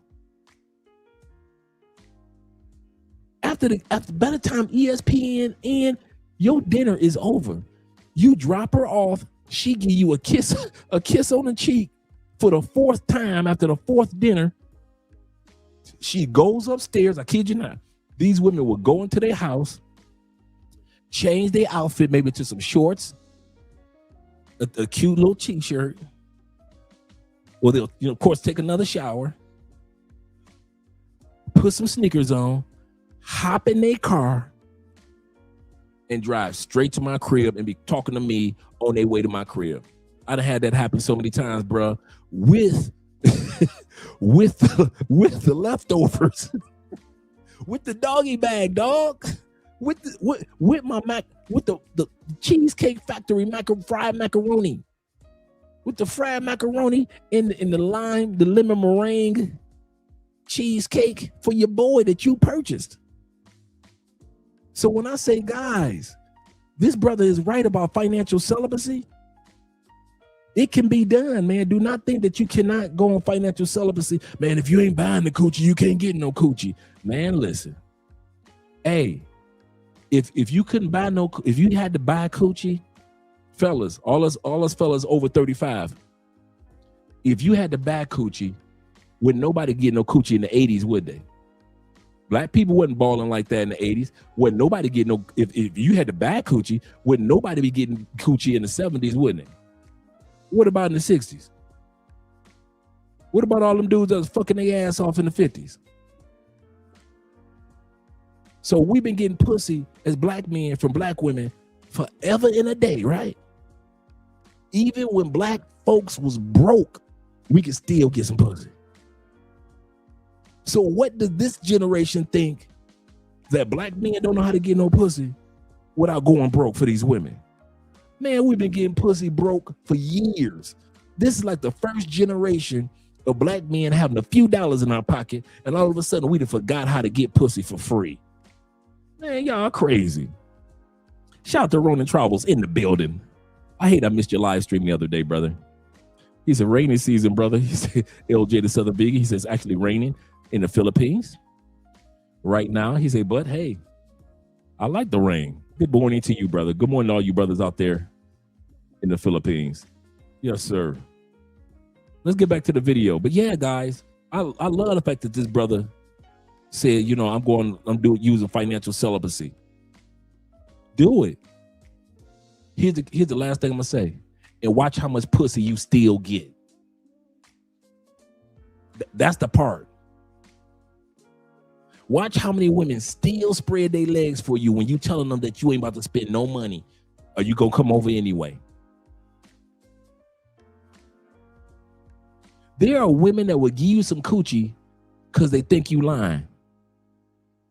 There are women that be like, once I throw this coochie on them, that financial celibacy going out the window.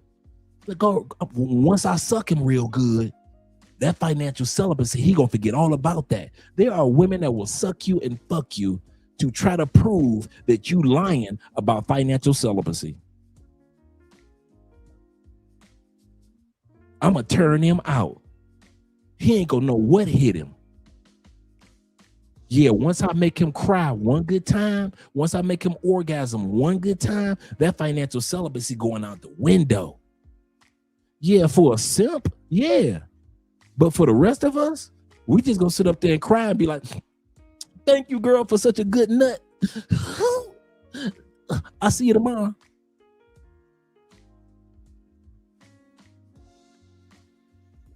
Bruh, y'all brothers better than me, man. When I was financial celibate, I wasn't spending, I'm talking about on some baddies. I'm talking about the baddies that be like, fuck me in my ass baddies. You be like, what? I want an anal orgasm baddies. The ones that slurp on your dick baddies. And I mean it. I mean that from the bottom of my heart. And I ain't spend a dime. Dude, I done had baddies, man. All I had to do was show up to the front door. Ding dong. Is that many lonely women that already have money in the United States? Bruh, it's a lot of lonely baddies in the States, bruh. And dudes used to always ask me, Dre, how'd you get her? I spoke to her. Man, she looked like she got somebody. A lot of dudes used to do that. A lot of dudes would think like, she's so fine, she gotta have somebody. And it will amaze you how many baddies, dude, ain't got nobody and they lonely. In the big ass 5-bedroom houses, bro, they lonely as hell. And they want somebody to fuck the dog shit out of them on that big ass marble island that they got in the middle of the kitchen. And here you come. They don't need your money. They don't need you to buy no drinks. They just need you to show the fuck up and pull your dick out. And there's plenty of them. And I'm talking about black women I done had like that, Asian women I done had like that, Latin women, badass professional Latin women I've had like that. Be lonely as hell. And they just be waiting for you to just show your ass up to the front, bruh. Show up to the front door. So when I hear men talk about something you gotta spend, I be like, man, y'all some bitches. What the hell I would gotta spend. If I spend, cool. But I'm telling you, it's too many rich, lonely, bad, fine ass women out there that will spend on you, bro. Believe that. I mean, oh my God, I've had some bad motherfuckers spend some money on me. MAB says this with the $9.99. Shout out to MAB. Salute, OG. And I'm not saying this in a braggadocious way. I'm saying this to let you know that all you guys are more valuable than you think you are. I'm gonna say this again. You hear women brag about money, but when they are lonely and they're horny, money is secondary if they already got money. Women that already got money and they are lonely and horny don't give a fuck about your money. They got that 401k sitting back there, the Roth IRA. They got crypto investments already. They own 2-3 pieces of real estate. They got two vehicles right there. They got 2 dogs, and they got 1 kid in a 5-bedroom house. Them lonely motherfuckers don't give a damn about your money. So all you dudes that think that every woman want money, every woman don't want money, bruh. Especially the ones that got a good job. They want that dick. They tired of rolling over in the wintertime. It's cold come on, guys. I'm telling y'all what I know. It's cold on the other side of that bed. They haven't had a warm body on the other side of that bed in 2 years. Every time they get in the bed, they get on the left-hand side of the bed. It's warm on that side. They never roll over to the other pillow because it's cold. They got a California king size bed. They haven't rolled over to that side of the bed in 2 years since the last nigga left her. She got money, she horny, and she lonely. And don't let her, like right now, have to send the kids to her grandmama or to her mama house for the holidays, or to the daddy's mama house, or with the daddy for the holidays. Now she in that house with them little ass dogs. She lonely. Her voice is echoing off the walls while she talking to a girlfriend on the phone. She ain't got nobody. And she gonna call your black ass. Cause she tired. It's wintertime. She got a fireplace. She got wine in her house. And all she need is you. She don't give a fuck about your money.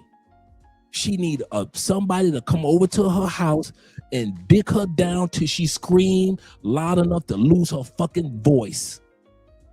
She wanna come where it's silent. And when when the chick have an orgasm and she don't make no noise, she ain't even breathing. You can't even hear no breathing coming out. She gotta catch her breath as she nutting.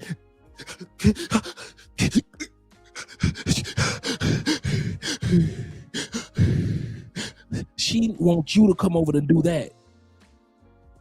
So all you dudes that don't realize how many lonely women in the United States, you out your rabbit ass mind. I wish I would go broke trying to impress these chicks in the United States. When I know the other side of her goddamn California king is cold as hell, and it's been cold like that for 2 years. Ain't nobody laid on that side of the bed. Nobody, no new male has laid on that side of the bed that she could roll over into his chest or roll over into his armpit. No dude. So here she go calling your ass. Tonight is the night. I done had to send my kids to their grandmama house. You better get your ass over here and fuck me. I'm serious. All you dudes are sitting around thinking that women need your fucking money. There's a lot of women don't give a fuck about your money. A lot of them. Yep, a fool and his money shall soon part. He said a woman and an ass. He said a woman's ass and my wallet have nothing to do with each other. Absolutely correct. He said, I hate dog moms. See, I come through, they lock the motherfuckers up in the closet. Especially them chicks that got pit bulls and shit. You know, the cute fine chick, but she got like 3 pit bulls. So she got to lock them up in an extra room or lock their ass in the basement. Especially if she got like 3 female or 3 male pit bulls. Them jealous motherfuckers. They just barking at you out of jealousy. You ain't gonna fuck our mama tonight. You be looking at her pit bulls like, you gonna put them damn dogs away? They looking at me like I ain't getting no pussy tonight. You ain't fucking our mama tonight. You won't be fucking here tonight, sir. They don't bite. Them big motherfuckers bite, girl. If you don't put them damn dogs away, put their ass in the basement and put a lock on that motherfucker. Shit, I know I ain't lying. I know you guys know what I'm talking about. It be them chicks that be lonely and always want to get a big ass dog. Golden retrievers, boobies, motherfucker, big ass Doberman pinchers, goddamn German shepherds. Like, girl, you 5'3". What the fuck you doing with a German shepherd?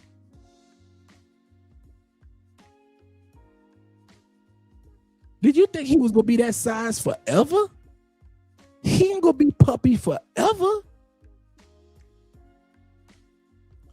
He said, making sure that she, yup.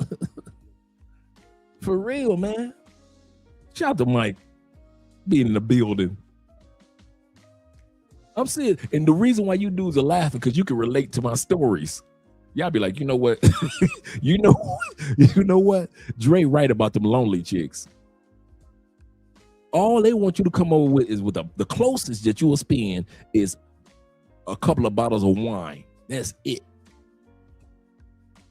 Bring my ass over there. They be in there cooking and shit. They want to have conversation. They got the smooth Hey, and stop me when I'm lying. Don't chicks with money love some neo soul? They got the neo soul playing. They got the best of Kim playing in the background. Some goddamn Maxwell playing back in the background. Sugar pie, honey bunch, baby, you're the reason why. A little something. If it's cool. They got the neo soul playing in the background. As soon as they open up the door, and, hey baby, I wanna ride. Ding ding. You got the glasses of wine. She in there cooking and shit. They done told y'all she too professional to be cooking. Shit, when they lonely and horny, they be in that motherfucker like a guy, like witches with a witch's brew and shit. They be in there cooking. What you making, baby? Just some gumbo. Lonely bitches will make gumbo for your ass, bruh. I'm just making gumbo. You ain't even from New Orleans. You don't know the recipe. You don't know what I know. I know I'm be fucking you on that big ass island in the kitchen in about 40 minutes. I know that much. Stop playing. And they be lonely if ain't nothing. If you want to get a good fuck, good sex is always some of the best sex you will have is from a lonely and horny chick. She ain't touched a man in dude. I've had chicks look down at you.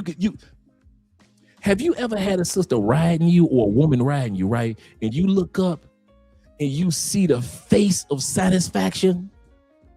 They be riding and you just look at their face like they be looking like, damn, I finally got some dick. Oh my God, this dick feels so good.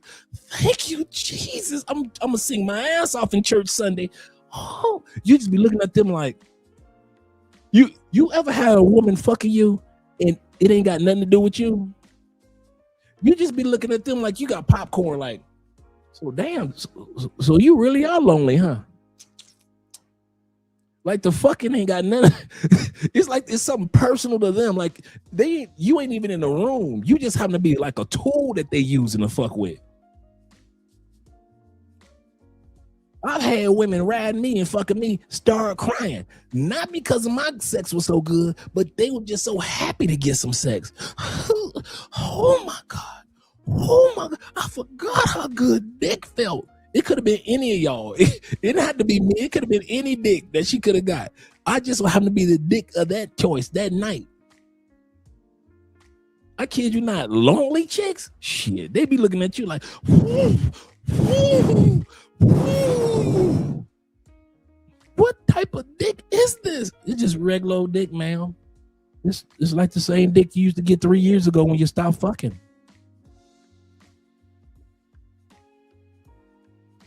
Plenty of dude, I kid you not. I'll be looking at their faces like, so you gonna keep making that face? Or don't let you be on top. Have you ever had a chick fuck the dog shit out of you from underneath? She done reached and grabbed your ass, pulling and stroking from underneath. You ain't got to move no more. She doing all the magic from underneath. She's so happy to get some dick and to have a man's essence and a man's, and I'm serious, a man's energy, a man's presence. She know it's snowing out. Don't let it be snowing outside. It's cold than a motherfucker. She been drinking wine all night. And she finally got somebody that's gonna be on the other side of that cold ass California king bed. Bruh, and she underneath you. She gonna fuck you like it's her last fuck. It's females, man, that will fuck you so good from underneath that you just looking at her like, you stop stroking just to... Damn. And you be knowing it ain't got, this the part, you be knowing within, this ain't got shit to do with me. I just so happen to be in the room. The way she fucking, she might have somebody else on her mind the way she fucking. If my ex wasn't in jail, that's how they be fucking you. When they lonely, they will fuck you like they think about their ex that's in jail. If my ex wasn't in jail, this is how I would fuck him. But since Andre, you here, I'm gonna fuck you like you my ex in jail. Oh, okay. Oh, okay. Seriously, man. I ain't lying. I wish I was lying, but it's true. But then they will lie and say they don't need a man. That's true, Chaos. They will lie and say we don't need no man until them cold, lonely ass nights, and the kids are over. The kids are gone with you, and they're spending Christmas with you and your mom and your family, and she in that cold ass house alone. Shit. She say there be females that be like, I'm gonna fuck you for the gram. I'm gonna fuck you for the gram. Damn, I'm gonna fuck you for the gram. I'm serious. And I wish these stories was fake, man. But I be sitting up there like, are you done yet?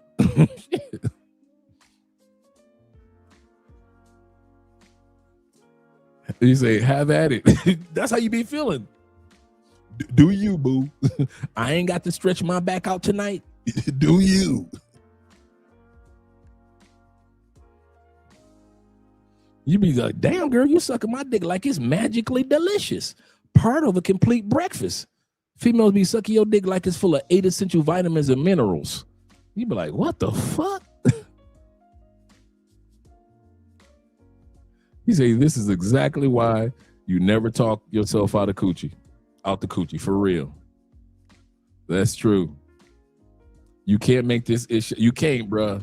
It's crazy. When dudes be sitting up there spending money like that, I be like, dude, do you know how lonely her ass is? I've had women that say, I will never fuck you again. I can't stand you. Let that loneliness hit them. Man, that phone call come through 1:15 in the evening, in the morning. What you doing? You know what I'm doing? I'm in bed. We got to go to work in the morning. Come over. And just like my brother said, don't talk yourself out the pussy. So I wouldn't be like, I thought you said you wasn't going to fuck me no more. I don't say nothing like that. I'd be like, girl, you tripping. I'm on my way. I'll see you in 20 minutes.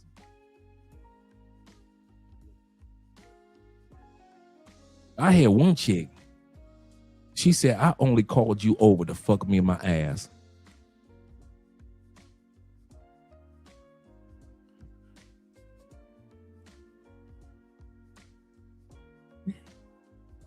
You called me for what? As a tear trickled down my cheek. I think it was a Christmas tear. And that was in July. That was in July of that year. It was like a Christmas. You called me for what? I just called you to come over and fuck me in my ass. Miss Ellen May? Sure, I will oblige to fuck you in your anus. I will pulverize your anus for you, ma'am. Shit, I was like, damn. Lonely chicks do not care. They raw with it. They straightforward with it. That's why on TikTok and YouTube, brother be like, if you ain't spending money, I'd be like, yeah, y'all niggas crazy. Yeah, man, you get that call, you be like, what the? Man, I'll be bobbing and weaving through traffic like an ambulance. For real. You remember like the old, like in the 70s, they had the old car, the police sirens. They put it on top of the car. That's how I be driving through traffic. Like, she want me to fuck her in her ass. Put the old, the old siren that they put on the top of the hood. Be driving through traffic. Like one of them cop cars in the 70s. Y'all crazy. Let's get back to the video of these chicks stalking. Let's get back to the video. I'm gonna keep my mouth shut for quite a while. Then I'll get back to the super chats and shout out to my brothers on the Cash Apps. They gonna treat you like a king, of course, for your 20 minutes. 40 minutes your hour that you pay for. Yeah, you're gonna be a king. So what's the difference between passport bros and the men over here? Y'all don't mess with no broke men. Y'all don't mess with men that don't make 6 figures according to y'all, right? So either way, they go over there or they stay over here. They paying for it, right? And I'm not even a passport bro advocate, right? They do what they do. That's their thing. And I'm not defending them, but I am trying to understand your logic. Because what y'all ask for here in America, at least, y'all essentially ask men to pay for it, right? Whether that's dates, whether that's money clothes, whether that's cash admin, y'all send you money.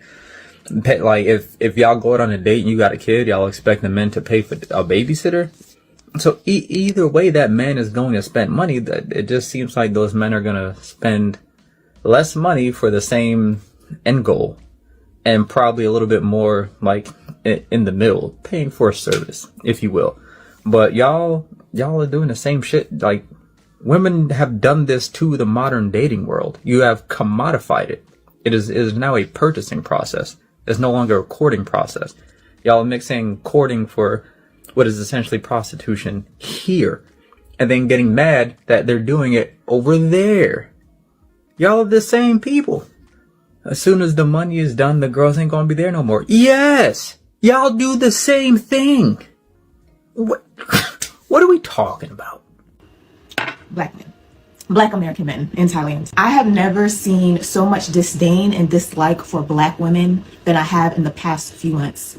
Now, this sister just recently of the last month, sadly, just got kicked out of Thailand.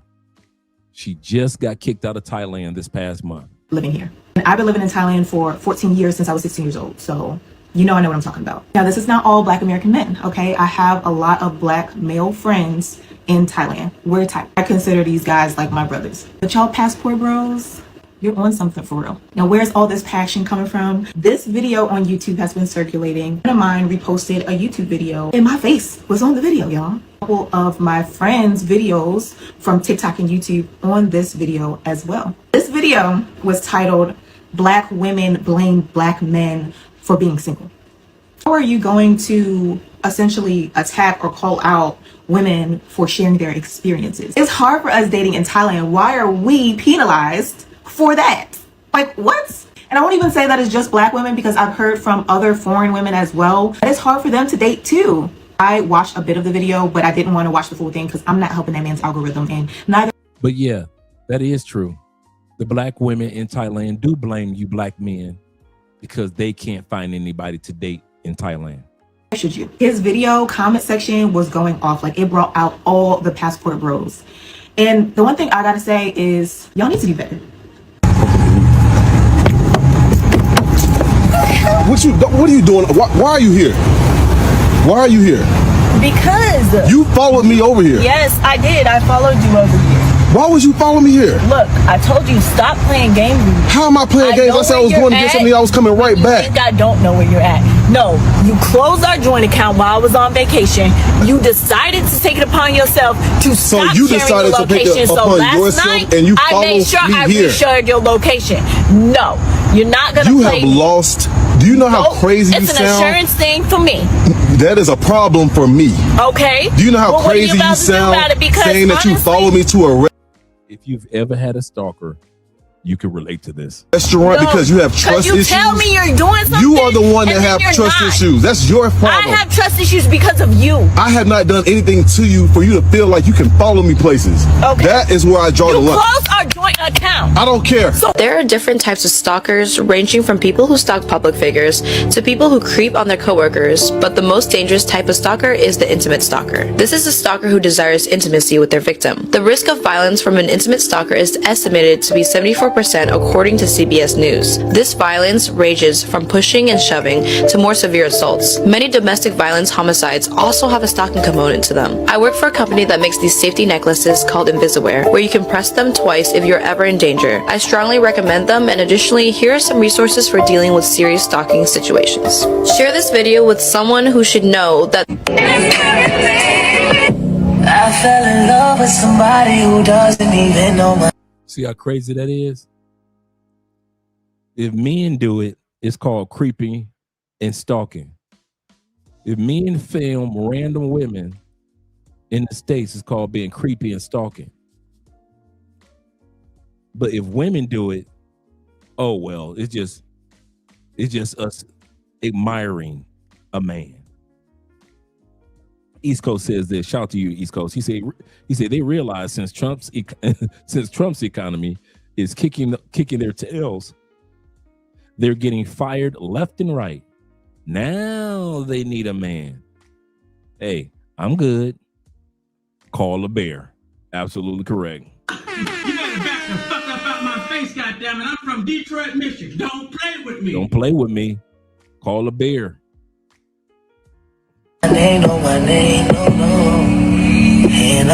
Can we just take a moment to imagine if a man was recording a woman exactly like this? It's unprovoked, it's unnecessary, and he would be labeled a predator or a creep, or the questions would start as to how many videos he has in his phone and how young the girls are. But when women do this, it's perfectly natural or normal. Like, what was the expected outcome anyway? This person could be totally abusive, unhealthy, unhinged, but you want to find this random man. But not only that, so many women love to preach how dangerous men are, how creepy men are, how women are in fear of their lives just because they walk down the street. This man is running, and y'all are videoing him like it's warranted. If you were doing the same thing walking down the street and a man was recording you because maybe you're looking exactly like that and showing a lot of cleavage, is it not the same thing? It's a perfect example of how being creepy is only considered creepy if the person is unattractive. The only reason that this is socially accepted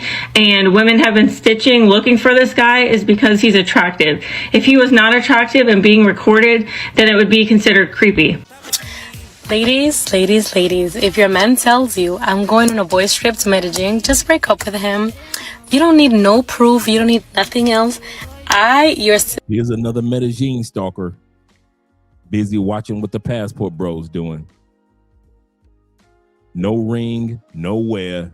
So now she's busy watching what you guys are doing. And they ran directly to TikTok. Sister will tell you, no man goes to Medellin with good intentions and just to have a vacation and relax and have a good time. Oh, I just came back from there, and I tell you, they were all fishing for women. They were all like, like lions, and hiding in the dark just to get at any women that they could get their hands on. I mostly went to Provenza, of course, because I am not a local. I don't know the actual Colombians area, like where the locals party at, but yeah, on the street, at the clubs, everywhere. So she's saying that she was at the clubs. That means that she was at the clubs where you guys were, since she doesn't know where the clubs are, where the locals go. You could find a group of men, usually 2 or 3, just gathered together and just trying to find anybody who would give them attention. And I went there and I said, listen, I'm not here to try to find me a passport bro. That is not what I need in my life. So I ignore everybody and anybody who try to approach me. And I say, yeah, I'm not doing that. I did come here to just have a good time, dance, and have some aguardiente. And that's exactly what I did. So yeah, just be warned. But now, for my girls that do want to have a good time, that are not interested into meeting their husbands, you can go to Medellin, and I promise you, at every corner, there will be a fine man that looks good and it's looking. So she could go to Medellin and get her cheeks clapped by a local Colombian. You caught that? She could get her cheeks clapped by a local Colombian dude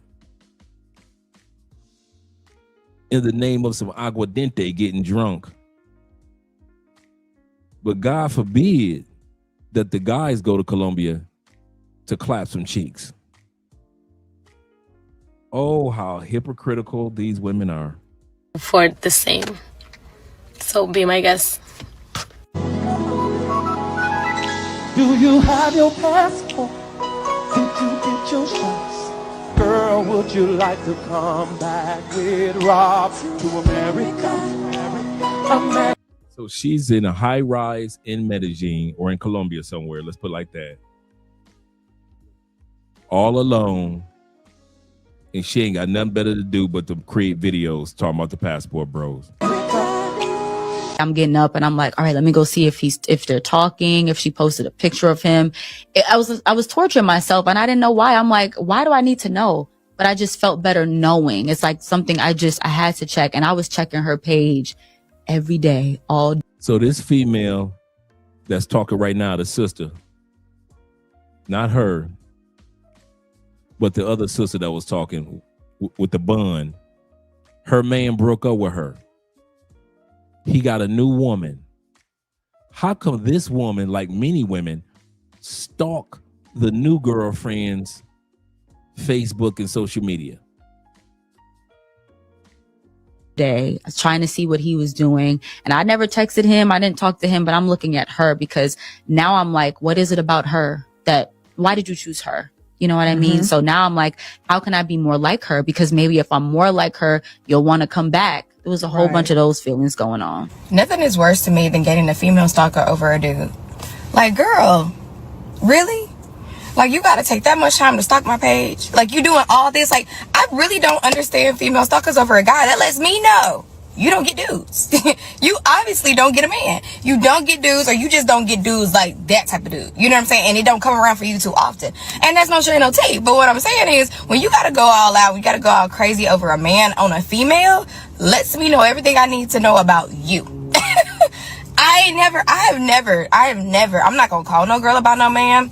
I'm not gonna ask no girl. Like, listen, like, if you with him, cool, that's fine. Because guess what? There's plenty more where that came from, y'all. I remember one time I was in a relationship. I had this girl message me over and over and over, creating fake pages and everything to sit there and say how my man is no good, my man been doing this, my man been doing that. And then you the side chick. What? When it comes to the stalking, were you just, how many times would you call in a row? Like 20 times in a row from blocked numbers? I use the text Are you the now blocked app. number type of stalker? I use the text now app, and I would regenerate a new number. Every time he blocked the number, I regenerated a new number. So in one day, in the 24-hour period, what's the most amount of times that you tried to call him? Like 50. 50 times in a day. Shout out to my man Dark King, as well as T-Mac over on the Cash App. Appreciate you guys. T-Mac with the $15 love and Dark King with the $20 love. Appreciate you, gentlemen. Times. Yeah. That's got my ex beat. I'm looking to my left, I'm looking to my right, and I'm seeing nothing but prostitutes. Here we go. Another one that's been stalking you guys in Medellin. She about to tell her story. Let's get into it. Passport Bros, Colombia, story time. So some of you might see my video where I was just, playing with the Passport Bros. I did a little bit of numbers. So I'm going to tell you guys the backstory of how we got there, So basically, I'm minding my business in Colombia, having an amazing trip. Oh my God. But then I go to Old Town. Old Town is basically the central where they have all the clubs. And you guys, it's flooded. It's flooded with walkers. So she's in Cartagena. Flooded. When I tell you any type, any kind, anything you want, they're there. If you're a woman and you're cute, they think you're probably one until they hear your English accent. But knowing who I am a social experiment type of girl. So I'm like, let's give them an accent. So this is like week 3 of the trip. It took me about week 3 of the trip. I'm seeing it every day. So I'm like, we're going to give them an accent. So we're giving them an accent. I'm just like, I see some guys looking at me and my friends like, oh, like they're looking at you. I'm like, so she over by the clock tower pretending to be a pay for play. I'm going to say this again. This is how crazy these women are. She's literally in Cartagena on vacation. It's been 3 weeks, and now she wants to pretend to be a pay for play in Cartagena. You know how messed up your head had to be? That's like me coming to Colombia and pretending like I'm part of the cartel. That's how stupid that sounds. She said, I'm about to make up a Colombian accent.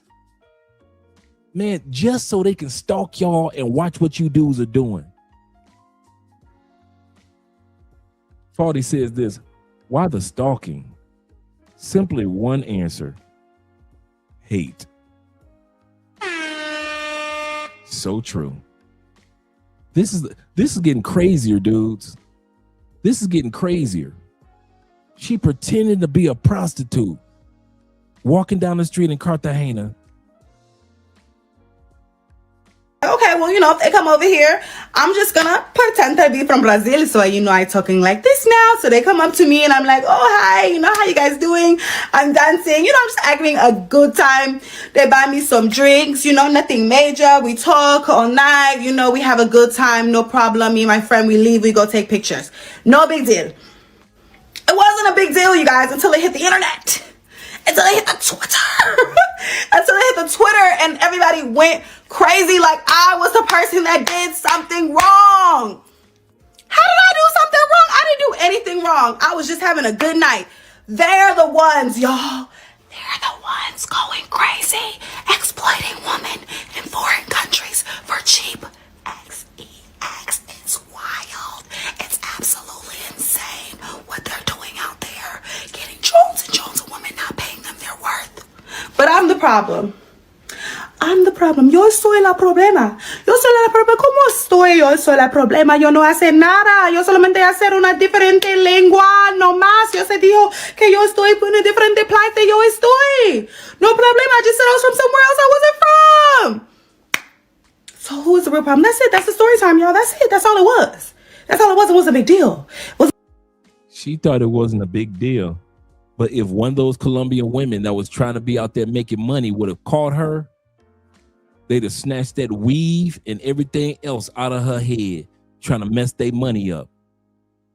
If they would have found out that she was not a pay-for-play, it was just some American chick playing games, she wouldn't have been found because they would have went and got their pimps.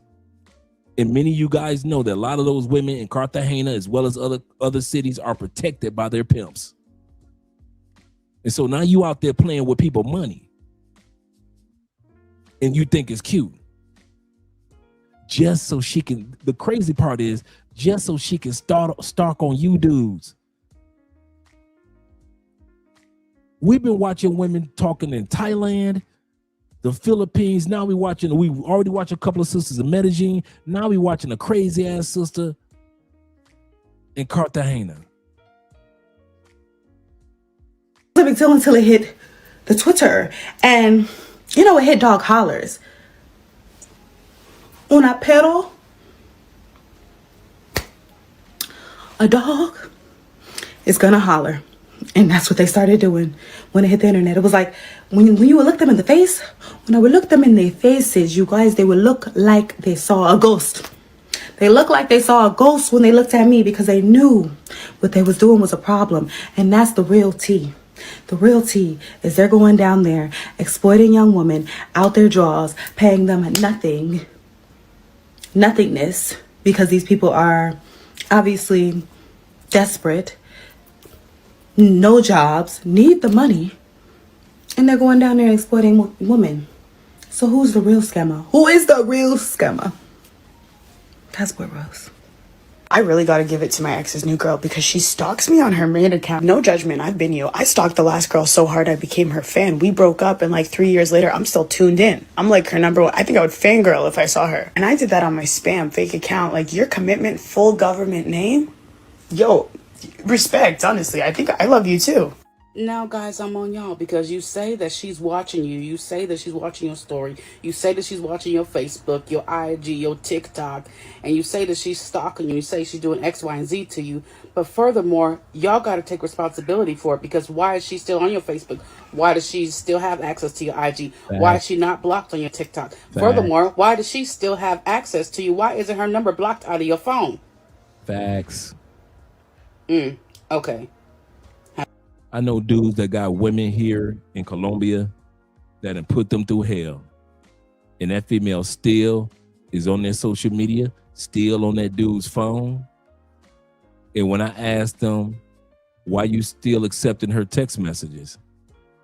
Why is she able to still text you? I kid you not. I've done just regular relationship consultations with brothers that I've met down here over dinner, over lunch. And I'm like, dude, why is she still in your phone? Why can't you let go? She has. She only texts you out of convenience. But you have her in your phone out of necessity. I tried to work it out, Dre. It ain't work out. I tried again, but it ain't work. Why are you trying again? This is Colombia.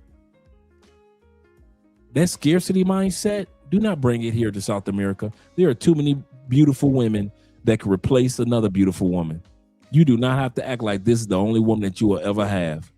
This is South America, not North America. And I meet too many brothers with that scarcity mindset. I really do. Shout out to Evan. Evan says this with the $5 love. Evan says, a true example of a hyena. True, Evan. She's the type that makes her dad wish they had a son instead. A true mistake. Shout out to Farty once again. Farty says, playing games with money. Win stupid prizes. Fuck around and find out. That's so true. And the ultimate warrior in the building. It feels so lovely to be here tonight. What a beautiful love. Give yourselves a round of applause. You're so Give yourselves a round of applause. And while you're in the clapping mood, I'd like to give a big round of applause to my band, Sexual Chocolate. Yes, sir. Sexual Chocolate. They play so fine, don't you agree? Shout out to my brother, Ultimate Warrior. He said, hola, senor OG. He said, why are these nosy women? That's a key part. You already answered the question. Nosy. They're being nosy. Nosy women worried about men they don't want. This is unhealthy. He said, I can't wait for the World Cup in Atlanta. Shout out to the A. Shout out to them ATL boys. Yes, sir. What you really know about the dirty side? What you really know about the dirty side? Shout out to the A. Let's get back to the video.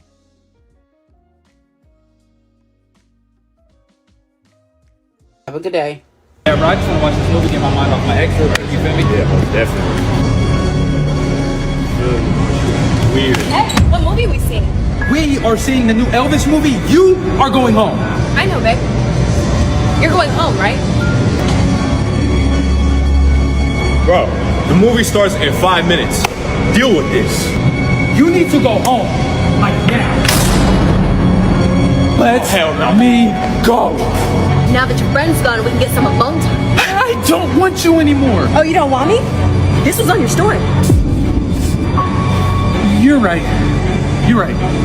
I've missed you.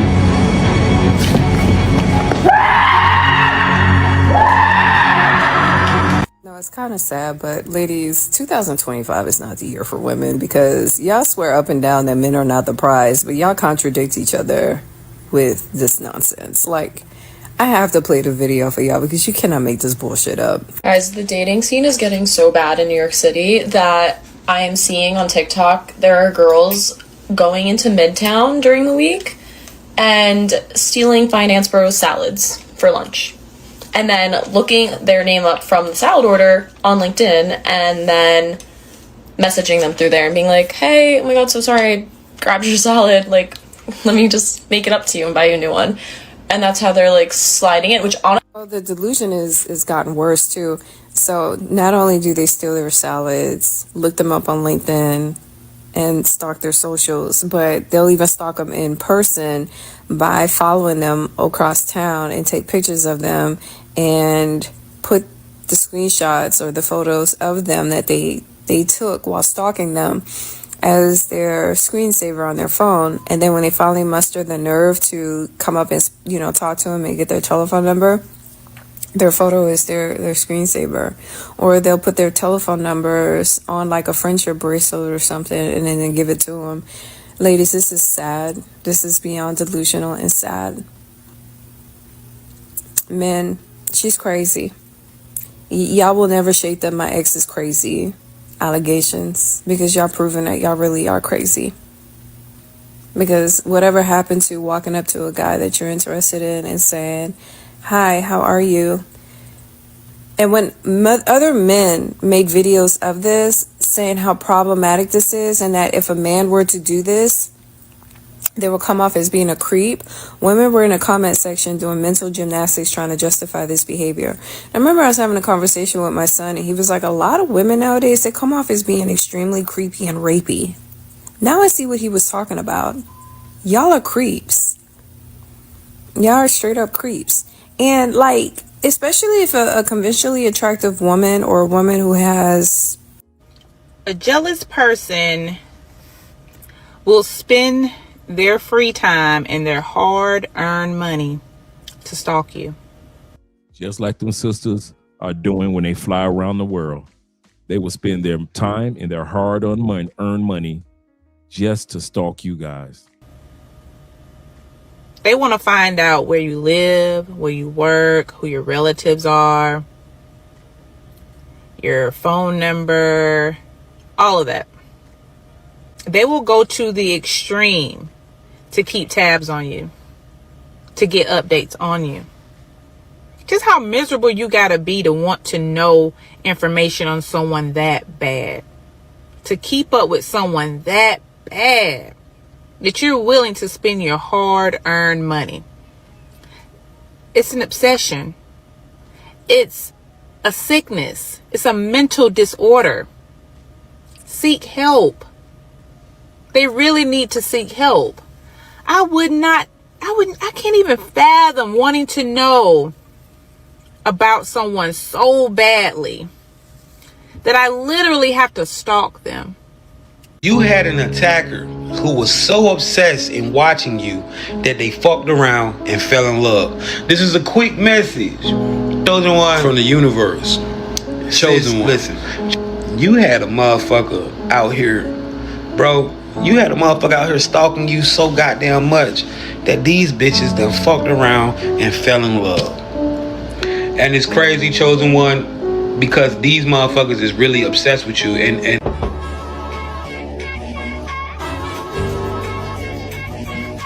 What is that? Are you trying to keep up this lunatic charade? Pretend that I'm your boyfriend?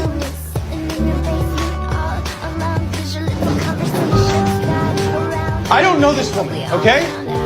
We went on one date. One. She's a fucking stalker. Sir, you need to leave now. She's fucking dangerous. Okay? You know she broke out of here, right?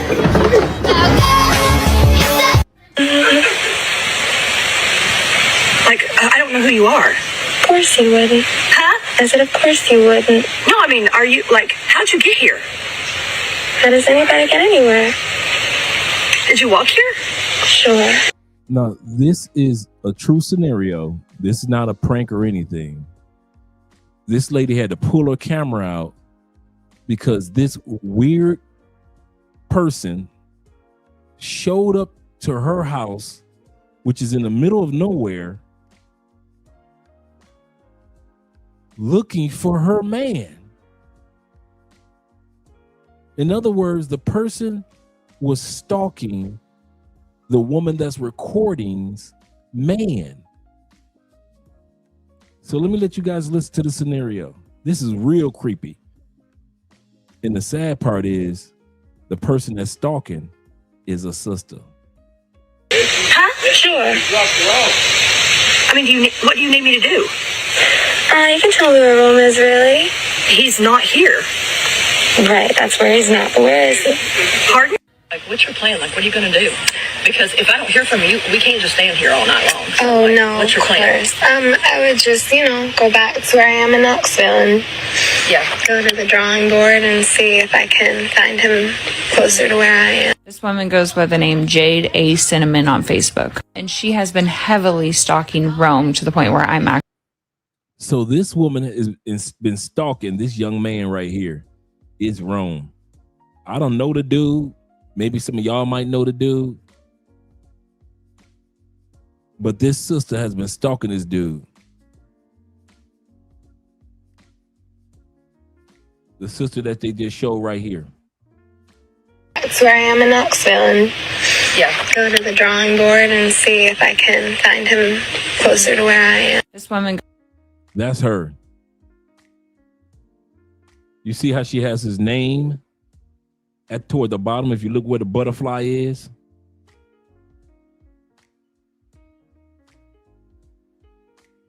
Co-wife? I think that's what she has.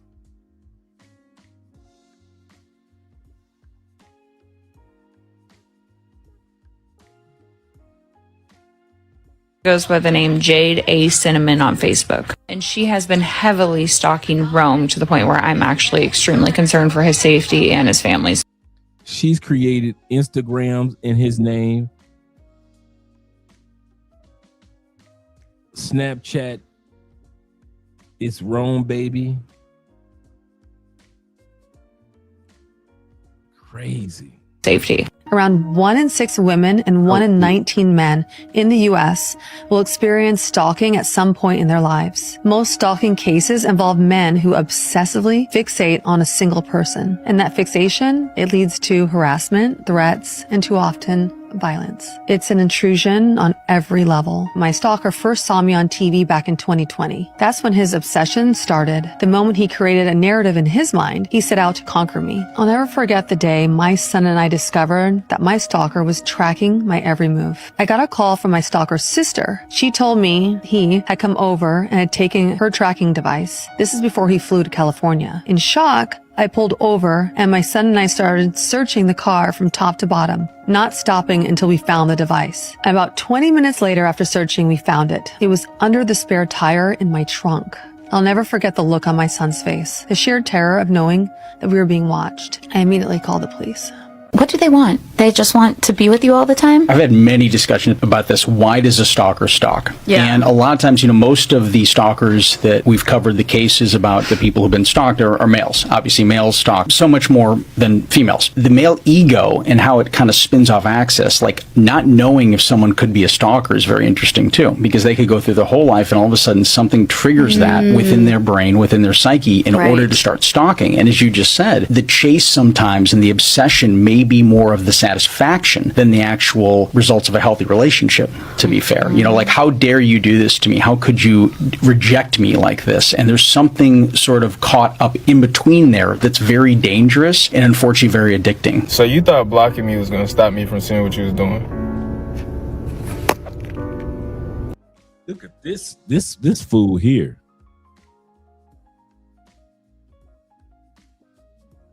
Look at this fool here. And it's more where it came from. I see everything that you're doing. Literally everything. I follow you on both pages already if you do make it private. Stalking a chick is wild to me. Whether it be on the internet or in real life, stalking a chick seems so out of reach for me, and I am so thankful and glad and happy and joyful that this never finds me. I hope and it never finds me ever in life. I can think of hundreds, maybe even thousands of things I would rather do than stalk anyone, because it's a waste of time. This person has no want for you, but you find it, you find time in your day to figure out what they're doing and how they're doing and why they're doing. Y'all go across borders that I would never even dream of thinking of, and I am glad I don't follow you. Do women really like bad guys? Fuck, man, I think about it sometimes and I'm like, my life would be so much easier if I just liked nice guys, right? If I liked guys who were honest, guys who were kind, generous, thoughtful man who's gonna bring me flowers or something, I don't know. If I liked guys who just went out of their way and thought about me. The bare minimum. If I just liked guys who gave me the bare minimum, that would be fucking awesome. But I am a little bit more below than that, right? I like liars. I do. I'm going to admit it. I like men who are assholes. Men who are going to treat me like shit. I do. I like men who are going to go out of their way to make me jealous. And then they come back and I'm like, babe, why'd you do that? I like to feel something because I'm a pretty happy person, pretty peaceful person on my own. So when I have a guy come in and fuck up my life and make me feel something, I'm like, I love this. I love love this. This is so shitty and great. You know what I mean? Do you know what I mean? Okay, She look crazy than a motherfucker too. I didn't ask for this life. I didn't choose this life. This life chose me. Let me get this straight. You have been telling men for years that you don't want them. Yep. Yeah, all of that and more. Have you seen the video on this app right now that's saying men are so damn disgusting that there's absolutely no question sexual orientation is not a choice? Better yet, have you seen the hashtag K1LL all men that was used 137 million times before anyone decided that could be problematic? Did you see the one where all the women were openly mocking men's mental health awareness? Yeah, that's nice. If you grab a notepad and a pen, I bet within 20 minutes you can find at least a half a dozen reasons why men are misogynistic, up to and including offering to change a tire, carry something heavy and open a door, pull out a chair at a restaurant. Hashtag all men are trash, hashtag all men. I mean, really, it just goes on and on and on. And with all that being said, and there's probably a ton that I have missed, you really gotta wonder, I mean, they're obviously bothered enough to make videos about this topic. But why? They're literally screaming at the top of their lungs, we don't like you, we don't want you, we're strong, we're independent, there is nothing about your existence that benefits us. So why are they so bothered about men going overseas? I just have one question. You went after the passport bros, but did you ever check the white men that... Hi, good morning. So I woke up with all these videos of women attacking the passport bros. Oh wait, let me just take a sip of the coffee that my passport boyfriend made me. It's good. Damn! Influencers lie to our women. They tell y'all that y'all can travel out like the passport bros could. Yes, you can travel out like the passport bros, but they will find wives. You will not find a husband. You will find getting smashed first, because American women, their mouth disqualifies them from a lot of things. And foreign men are not going to put up with that foolery. See, what you need to do is get your mindset right now. Get it fixed now, so that you can find a brother that's here, that you can learn how to submit properly. Take heed to the message. I think these women are just jealous seeing their these Western guys that having a good life, Yeah, happy, yeah, Yeah, and, that's true. And then they can give that to their own men. Oh Yeah. God. Isn't it? We know how to be wise. Is it our fault? It's not our fault. They even say that we steal their men. No, we don't steal your men. Do your men come in here? Yeah. So they even said that we steal their men. Oy. We didn't put potion in their food or anything. They're just in love with our natural beauty. I have a question that us women would like to know. Why is it so hard or challenging or difficult? I don't know what verb we need to use, but why is it a struggle to come and approach women? Well, see, the answer is really fucking simple. The general consensus of women have complained for years about men approaching them. Men doing this, men doing this. We scared of men. We don't want men to approach. Men, just leave us the fuck alone. Don't approach us. Don't do this. Don't do this. So when you see that, you hear that. And then some dudes have been unlucky enough to just shoot his shot. And then the woman just go crazy, you know, with the disrespect, or get loud and try to embarrass him. And so now men who might be interested, you look good. That's it. We see you, we'll look, but that'd be about it. But let's just be honest, a lot of you men don't know how to communicate to women. A lot of you men are scared to go up to women. Did the Me Too movement stop men approaching? No. Yes, absolutely. It just brings my mind back to this case they just got. Ben McLemore? NBA player. The woman got drunk with him. He was drunk too. They had sex, and now he's in jail for 8 years, which just blows my mind. I get why people have that fear.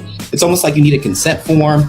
You need a retina scan. You need 5 different people to sign as witnesses before you have any type of relations with someone in order to protect yourself. And It sounds crazy and out of pocket, but when you see different situations like that, or even like a Shannon Sharp thing, it's not necessarily Me Too, I guess, quote unquote, but just seeing something like that and how easy your life can get flipped around by someone else just accusing you of something. It's not innocent until proven guilty. It's, yo, she accused you, you're guilty, try and prove her otherwise. It's a terrifying place to be. And I'm kind of scared, like in the future, if I have a son, like what kind of world I'll be bringing them in. Like, what do I tell them? Avoid women at all costs. The Me Too movement haltered your. You help your son get a passport and get the hell up out of that mess. That's what you do.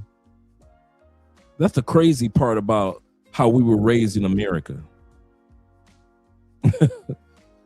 Simpton Daniels. That's the new name, Simpton Daniels.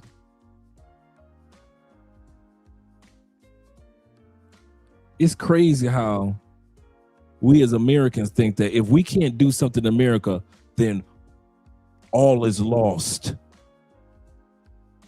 It's impossible. How am I supposed to raise my daughter in this world? How am I supposed to raise my son in this bruh?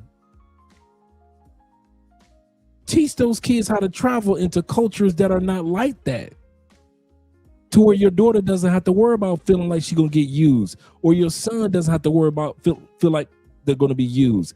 Give those children a choice. But to sit back and like, I don't know if I can have a child in this world. No, you can't have a child in the States. Look at where you are. Do not judge the rest of the world by what the United States is like. That's crazy. Let's get back to the video. Way of approaching women in general.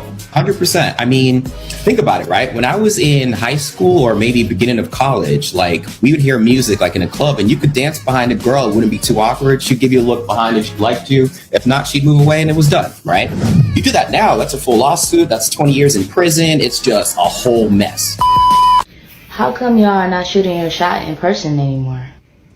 Because men have been told that they're creepy for speaking to a woman in public. They don't want to be accused. They don't want to be blamed of harassing a woman, because women are on this app saying that if men see women that they're attracted to, that they like in public, that they should not approach them. They should leave them alone. So much so to now, men are in the gym, and if a woman is having a hard time with some weights, instead of helping, they're going the other way because they don't want to be viewed as a gym creep. Men only respond to what women create. And you guys have created a weirdo, toxic environment where you want men to be men, but you don't want men to be men. So men are just like, forget it. And most of them are either done dating or going overseas. All right, cool. I feel you. I feel everything that he's saying. But let me just put this on there. I'm going to drop that on there. The thing that I heard in this particular video, he said, why men are not shooting their shot in person. This is the reason why.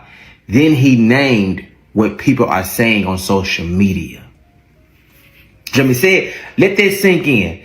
The reason why men are not shooting their shots in person, meaning not on social media. The reason men are not shooting their shot in person, not on social media, is because of what people are saying on social media. I don't know who needs to hear this, but it's going to take more than women being pretty for men to approach them anymore. I keep seeing women complaining that men aren't approaching them. And as someone who used to wonder about this too, I'm going to tell you exactly what I learned and how we can fix it. Here's what I've realized. These men are exhausted. They're tired of being used for free drinks, tired of being seen as walking ATMs, tired of putting in effort only to be ghosted or given fake numbers. And listen, I get it. We've been taught that our beauty should be enough, that men should pursue us no matter what. But the reality is, we've created an environment where approaching us feels like a lose-lose situation for them. I used to think men owed me their attention just because I looked good. But here's what I learned. No one owes us anything, not their time, attention, energy, or money. But we've been programmed to think that being pretty is our main value, but then we get upset when men only see us for our looks. Think about how hypocritical that is. We want them to value our minds, but are we actually developing our personalities? We want them to see us for who we are, but do we even know who we are beyond our looks? Women are going crazy, guys, because they can't figure out why you're not going up to them anymore. Guys' eyes are wide open now, right? They're wide open. And they're starting to say, well, you know what? I used to think it was worth it for me to just put myself out there all the time because, you know, I wanted to take a girl out. But now I'm realizing you got the gold diggers, you got the women who want the free meal, you got the women who expect me to do everything, but in return want to do nothing. You got women who are saying, what do you bring to the table? But when you ask them, they get insulted. You got women who don't, you can't even talk. You talk about, you know, oh, yeah, you had 400 boyfriends before and you slept with all of them. You know, they get defensive. Maybe I just don't need to pursue women right now at all. That's what's happening. And I'm not saying that's good, by the way, because ultimately I'm someone who believes in, you know, men and women complementing each other when men are in their masculine and women are in their feminine and coming together and making a big, beautiful family. But this is the reality that's happening right now. And I understand why. Guys have had enough. So ladies, you want it to change. Instead of making a stupid TikTok video and complaining about it, act different. Act different. Look at your life and say, am I prioritizing stuff that guys don't give a lick about? And then complaining that they don't give a lick about me? Have some self-reflection in the game. Is my attitude shitty? Did I make 4 TikTok videos, you know, ripping on a guy the other day that I went out with, and now other guys are looking at that saying, oh, I'm not going to be, I'm not getting in line for this one. Self-reflect instead of bitching about it. Oh, well, he doesn't want me because he doesn't appreciate a woman who makes a salary like blah, blah, blah, blah, blah, blah, blah. To the passport bros, my brothers, next time one of these black men in the United States of America calls himself trying to get in y'all business, try to worry about what y'all got going on over there, try to talk shit about what y'all got going on over there, do me a favor. Remind them of how their own women don't even want them saying hello to them in the grocery store because their own women feel like black men are dangerous. You know why they worried about y'all and what y'all got going on? Dealing with submissive women, women who are raised right. They can't even get a hello in the grocery store out of the women that they've been fighting for. I mean, my bad. Remind them of how their own women don't want them saying hello to them in the grocery store unless they're going to buy her groceries. Like, you have to pay for a hello. You have to buy $300 worth of groceries to get a hello from a black woman in a grocery store as a black man. But I'm pretty sure $300 overseas, that'll, woo, you know? You fellas, keep living life. Enjoy yourself. Enjoy yourself under the sun. Or in the snow, wherever you at. I'm all for my brothers going where they feel like they loved. Because I'm not going to ignore the fact that most black women don't love black men. But y'all be mad as hell when the black men y'all don't love or don't want to love. Y'all be mad as hell when those black men find love elsewhere.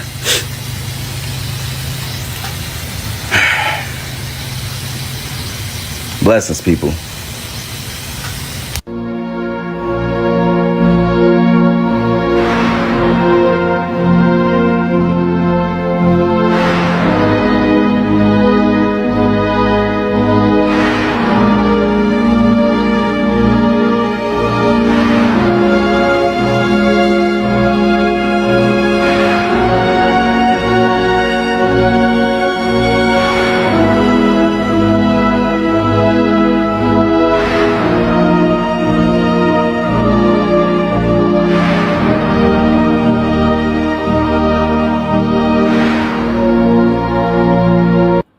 So I'm going to defend the passport bros. I am not a passport bro, don't want to fucking be.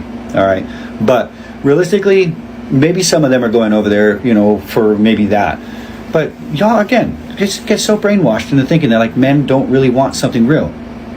Look at the information that is being exposed to men. You aren't shit unless you can fucking give me all this money.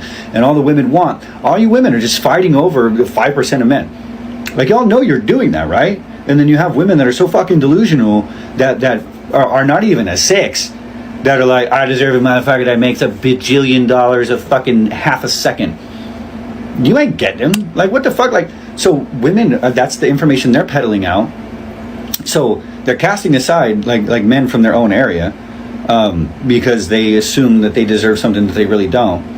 You know, that woman, okay, look, when it comes to women saying they want the highest of quality men, do you want me to bring up pictures of the women that are really going to get them? Because those women are fucking gorgeous. I mean, like, perfect. Everything about them is just flawless. That's who's going to get those men. So the reality with the passport bros is very different, because I've seen women from different countries going like, oh, you, like, you know, she came on here with I don't know, that's like a fake Asian accent, but she was like, oh, you mad because I take your man? Like, and it's like you don't want them. Why do you care? Like, you don't give a fuck. To you, they're bottom of the barrel. Why does it matter to you? You don't want them anyways. But those women from those areas, what you think? They're just going to like a third world country to where everybody's like, please, can I have 5 cents? And they're like, I'll marry you. Like, it's like, no, those women are educated too. It's just different cultures. They're looking for different things. They don't look at men like you should be a walking bank and buy all my shit and shut the fuck up. Like, it's like modern feminism right now ain't about equality. It ain't. It's about enslavement of men and showing that we're fucking better. Ask women if are men or women better. They're like, women are way better. Men ain't shit. So that's what these men are hearing constantly. I'm not shit. I'm not worth anything. Goddamn, I just want something real. So they'll go somewhere to where that they feel the women ain't on that shit. So you can't just be like, oh, the passport bros fucking are terrible people. For what? For wanting to go find a beautiful Colombian girl that actually like wants to spend time with him for who he is? That's what most of them are genuinely looking for. So you swear like all these women are just so dumb. Please, American man, save me. Maybe some of them, but for the most part, there ain't nothing wrong with those women over there. There's nothing wrong. I've met women from different countries that were fucking educated, smart, and I was like, yo, if you didn't live in Australia, I'd fucking get you pregnant immediately, so you had to stay here. Like, all types of shit. So it's not what you guys think. And if you don't want these men, why the fuck do you care where they go? Again, I'm not a passport bro, but I'm not going to knock the bros for trying to travel to find love, because it must be that important that they're traveling. Shout out to the brothers and shout out to the video for the night. Absolutely correct. It must be something that the men are, in order for the men to get their passports and relocate to other countries. And like I always say, you know, the 3 L's. You guys have been listening to this channel long enough. What are the 3 L reasons why we leave? First L, lifestyle. We leave and go to other countries for better health, better opportunities, better food, better people, better atmosphere, better overall just lifestyle. Medical care, better. Cost of living, better. Bang for our buck, better. That's why we leave. Number 1, lifestyle. So if anybody ever asks you why the passport bros leave, number 1 L is lifestyle. Number 2, the laws. We leave because the divorce laws in other countries are different. The political landscape is different. The local laws are different. You don't have to have policing all over the place. I love being in countries where the police ain't on every corner in every donut shop. They've got just enough police to keep the crime down, but not enough police to harass everybody. I like that. Not saying the police are perfect in any country, but when it comes to the laws, it's better. The political landscape, you ain't got to deal with that mess. It's funny that if I was still, for example, of laws, if I was still in the States, and if you guys were still in the States, right? If Trump was coming against Venezuela, you know, I would have been stupid enough to believe that he was coming against Venezuela because of drugs. You know, I would have been dumb enough to believe that. You know, I would have been dumb enough to believe that he's coming against Colombia, talking about some terrorism, international terrorists coming out of Colombia. I would have been stupid enough to believe that. Like most of you, not say most of you, most Americans. Now that I don't live in the States, and I know this man is trying to come down here to steal these people oil. This man is trying to come down here and just do like he did in the Middle East, because the Middle East don't fuck with the states like that no more. In Africa, the continent really don't fuck with the states like that no more. Now they trying to run down to South America and just bogart their way in and take these women and take these people gold. I mean, take these people, the gold and the oil, and lie to us, talk about some terrorists. And I would have believed it. That's what I mean by laws. I don't have to wait for our politicians to lie to me no more. I can see for myself what's true and what ain't true. I can see this for myself. That's why law is number 2. Number 3, love or the ladies.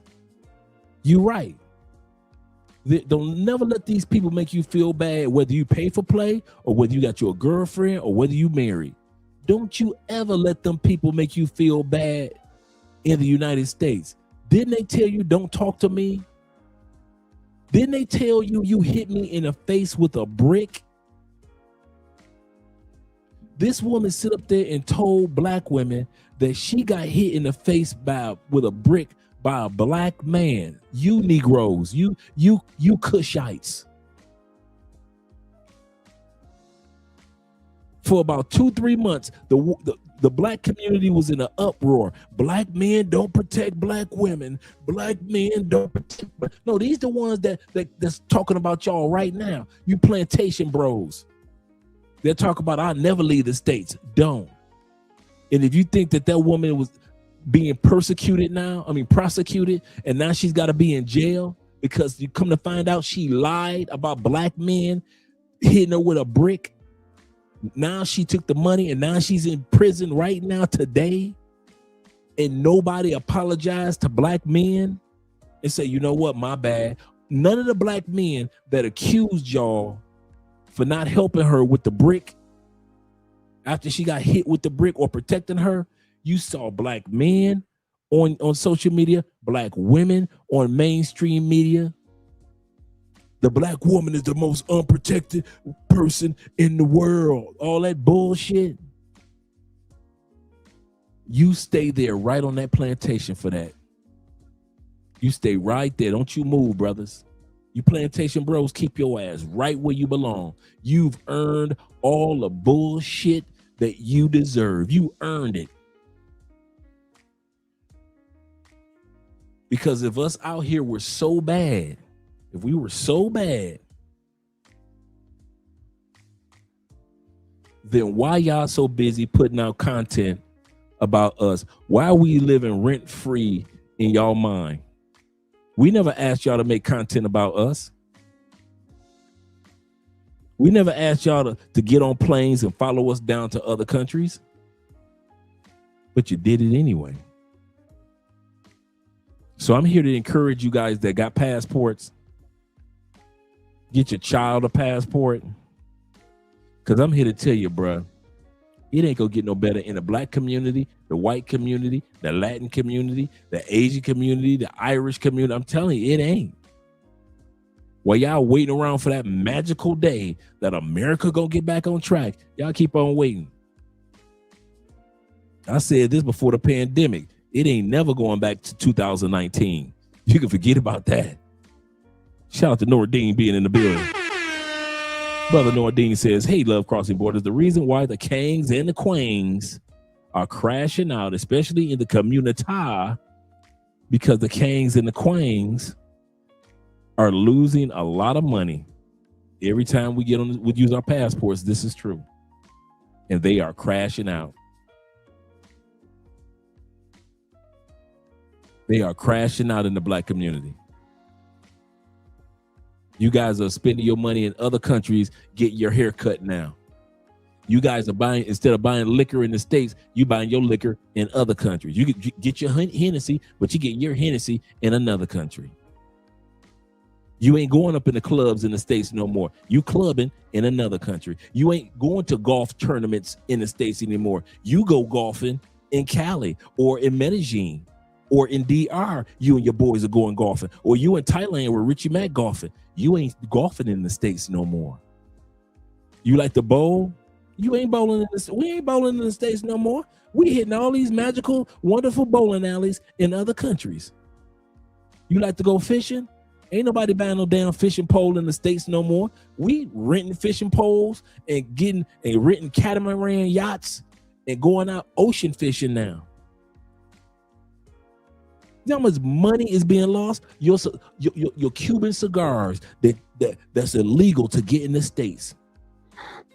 Now you in Cartagena with real Cubanas,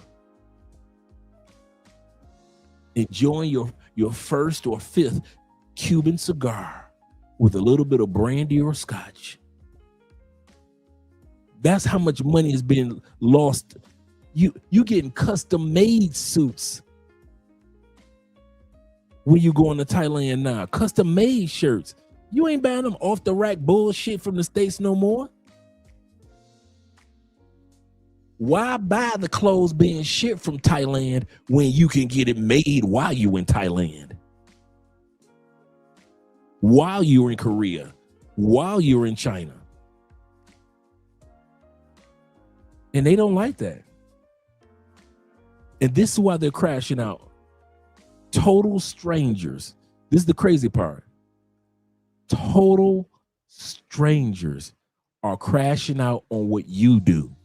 That's how powerful you are in their minds. Just imagine a person who you've never met on this planet crashing out, making videos after videos after videos. And you've never met them in real life. And they're talking about you every other day. That's how much power you've got. Somebody in the black community is scared. I don't know if it's Anton, I don't know who it is, but somebody, the Passport Bro movement got the black community shook. Shook. We ain't been shook to our core since the civil rights movement. Ain't nothing came along in the black community like this. Not even Black Lives Matter, because we all knew like after 6 months, Black Lives Matter was a scam. So we all kind of stepped back. By the time white people discovered it, they stopped giving money to Black Lives Matter. And now them sisters about to go to prison. But we all knew Black Lives Matter was a scam.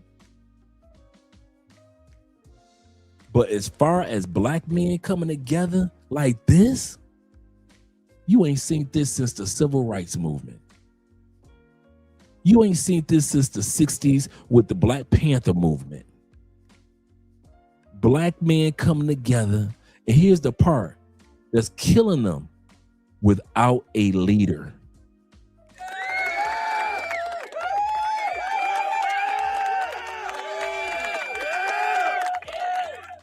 Black men, y'all got the audacity to come together and there is no actual leader. Founders, yes. Leaders of the Passport Bro movement, we don't need one. We use fellowship as our leadership. I'll say that again. We use fellowship with each other. That's our leadership. Who's the leader of the Passport Bros? None of us. No white leader, no black leader, no Asian leader. So there is no head of the snake that they can cut off. Ain't no MLK to assassinate. There is no Malcolm X, no Marcus Garvey. If I can get rid of them, then it'll all fall up. Nope. And that's what's killing the black community. They can't understand how we're able to do this, and we don't have like a one leader.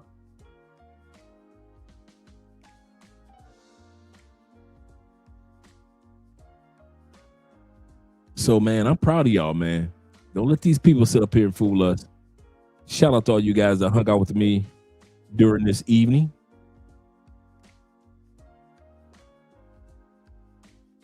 Yeah, some will say Richie Mack is the leader. They'll say anybody, just to find somebody to attack. They try to attack Austin Holloman. Is he the leader? Austin like, nope, I'm not even a passport bro no more. They asked Aaron, a black man's traveler. Aaron's like, I'm a founder. I'm not a leader. It's ideologically. It's a mindset. Passport bro is a mindset. I'm not the leader. We don't have a leader. That's what Aaron said. So if one of the founders who has the app and owns the incorporated term, has a patent on the term, there is no leader. If that's what's killing them, they don't have a finger to point at. Not one person to say, that's him, get him, girls. He said Michael Jordan couldn't get respect at home. True. The story is hidden to protect women's image.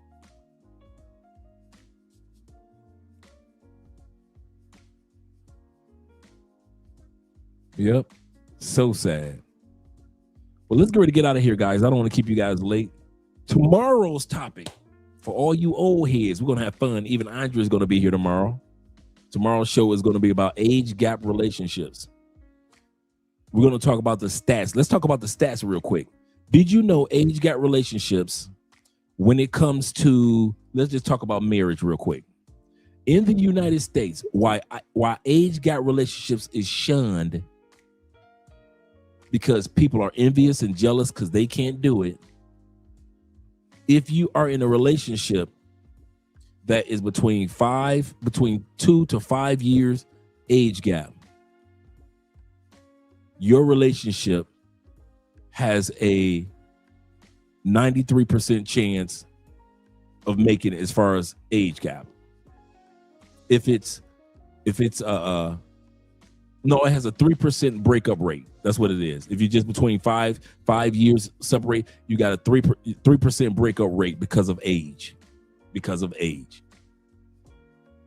If it is in the United States, in Canada, or in UK, if it is a 10-year age gap, you have a 37% chance that it'll make it. I mean, that it's going to break up.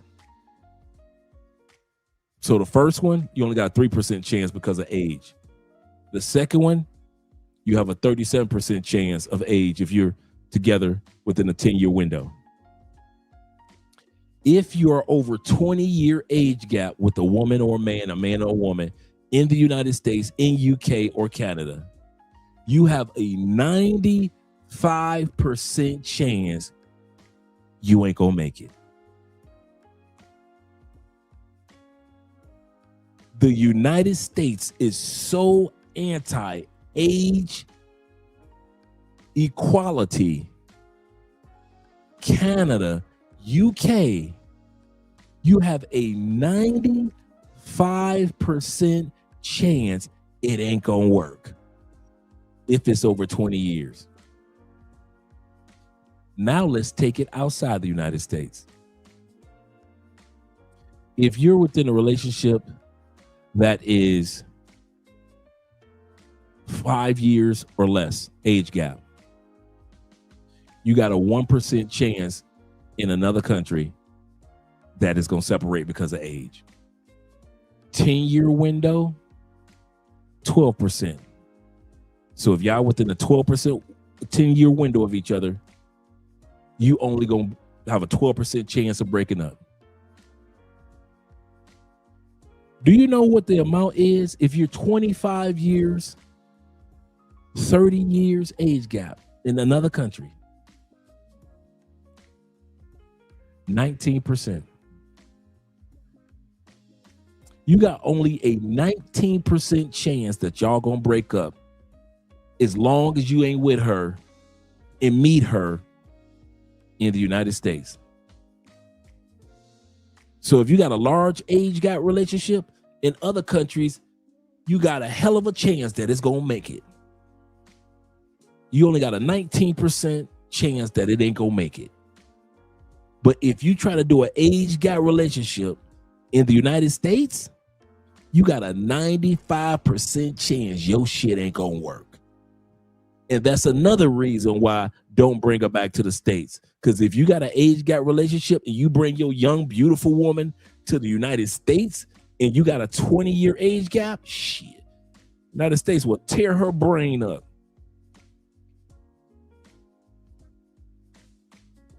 The statistic says this, that age gap relationships in the United States is considered abnormal. That's why they don't work out. They're considered abnormal, like a tumor. To whereas outside the West, age gap relationships throughout human history has been the norm. So that's why they sit back United States. Y'all perverts, y'all with them 23-year-old girls, they're girls. They're not 25. Their brain hasn't developed. You don't hear none of that shit in other countries. You'll never hear none of that shit in other countries. They don't be talking about, no, her brain's not developed. She's a little girl. They don't say that about a 24-year-old woman. Only in the United States, in Canada and UK, they will tell you that a 24-year-old woman is a little girl. How dare you? What do you guys have in common? You don't have anything. So we're going to be talking about all that tomorrow. So shout out to all you guys that'll be here tomorrow with your girl, Andrea, as well as myself here on Andrea and Andrea's Love, Crossing Borders. Crazy. Yeah, I'm in that 19 too. Yeah, Ronan. I wouldn't even do it. I've dated young women in the United States, but I never took them serious because the United States doesn't groom men for age gap relationships and don't properly groom women for age gap relationships. United States hates happiness, man. Any form of happiness, they gonna try to shut it down. Who the hell are you to be happy and content and at peace? But then you can go to another country and you can, this is the crazy part. Andrea and I, we're 27 years apart. Andrea ain't got no daddy issues. Me and her dad like this. Me and her mom like this. Me and her brother like this. And I'm talking about like this. He's 62. I'm 58. Cool as can be. And I'm talking about her dad is masculine. Oh, that masculine Colombian man that you can't tell nothing to. That's who he is. So ain't nothing soft about her dad at all. You swear this man was in the military. He's the dude that walked down the street and the gang leaders move out the way. That's her dad. Oh, that's Mr. Wallace. How you doing, Mr. Wallace? That's her dad. Just walk through the community, ain't nobody gonna mess with that old dude. He that dude. He him. So that myth in the States, oh, she must got daddy issues. No, that's not true at all. It's just that these people are sad. Noradine says this. Shout out to Noradine with the $10 love once again. Noradine says, Passport Bros and Passport Juniors, be on the lookout for these chameleons following you to wherever you are to get free hotel. This is sad, to get free hotel rooms and drinks. And I know women that used to do that in the States. Did not women in the States go down a Freaknik, Many of them did not have a hotel room. They just had enough gas to get to the Freaknik, and they knew that they was cute enough they could get into one of y'all hotel rooms and hang out with y'all for the weekend, get free meals and free drinks. That was very common. Bike week. Come on, all you guys that ride. Am I lying? All you do this in bike clubs. Do women still do that?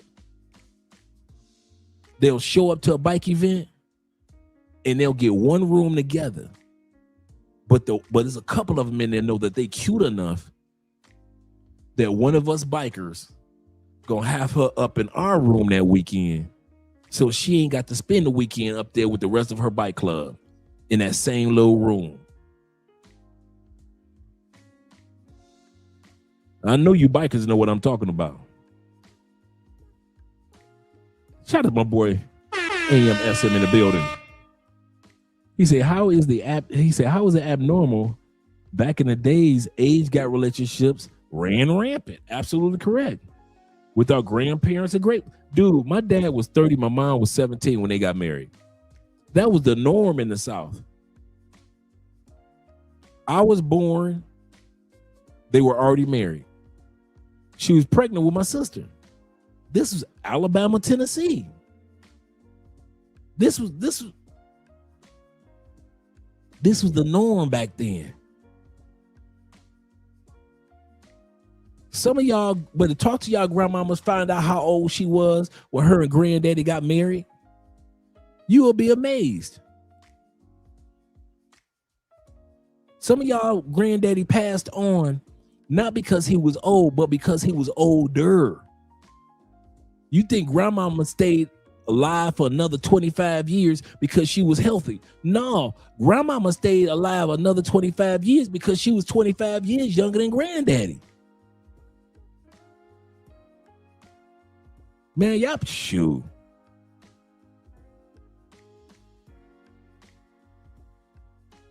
Feminism in one word, absolutely correct. Shout out to Passport Salvation being in the building as well. Glad to see you here. He said every time I see him smile, he always, I'm dipping in somebody's conversation. Let me stop dipping. Kay says this. He said Hollywood was pushing Madonna and Cher, having 20 and 30-year-olds. Absolutely correct. Yep, bike chicks will invite you to their room when everyone's out for a quick hit. Dude, I used to run through them. This is the sad part. In bike world, what made it so sad that half of the bike chicks got husbands and boyfriends back home. That don't mean nothing when they in Myrtle Beach. If you got a chick that ride motorcycles and she make it to Myrtle Beach with her other biker friends, oh, woe is you. Woe is you. We running through your girl. We gonna run through her. But let's get ready to head on up out of here, guys. Let me get some outros going. And I'll see you guys mañana, tomorrow. Let's get us some outro videos real quick. Let's see. We haven't played in a while. Let's see which one we haven't played in a while.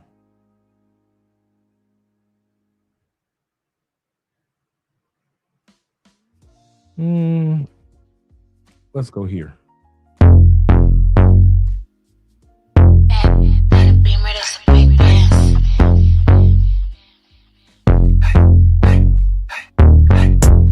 This ain't a Beamer, that's a big dance. Chrome heart got me kissing on his best friend. Put in work, baby, you could be my best man. Sending cash to my account, he investing. Dark shades on when I'm off the Migos. He tryna cuff me like a in a Rico. Moving through this like GTA with a cheat code. He claimed that he love me, but before not a freak. I just wanna dance all night. Can't nobody do it just like I. Boy, you got just what I like. Come Come on, baby, let's kiss, don't fight. What you wanna do? Tell me what you like. What you wanna do? Tell me what you like. What you wanna do? Tell me what you like. Just say the word, baby, I'ma get you right. What you wanna do? Tell me what you like. What you wanna do? Tell me what you like. What you wanna do? Tell me what you like. Ain't gotta say it, I know I'm the one you like. Ooh, damn, tell the DJ turn the beat up. Got a white boy who be singing like a Beatle. Claim she getting bread, but I heard she doing keto. I don't do drugs, I'ma smoke a little weed up. I can't chase a man for no paper. Just think it's sweet, I'ma show him now or later. I be getting money on the wake up. He a broke boy, tell that bitch get his cake up. Only with dope boys, they the ones who spinning paper, get your weight up. Total send an Addy and a stay up. She's out here mad, told him assalamu alaikum. Who that 5'5", she don't even need no makeup. What you wanna do? Tell me what you like. What you wanna do? Tell me what you like. What you wanna do? Tell me what you like. Just say the word, baby, I'ma get you right. What you wanna do? Tell me what you like. What you wanna do? Tell me what you like. What you wanna do? Tell me what you like. Ain't gotta say it, I know I'm the one you like.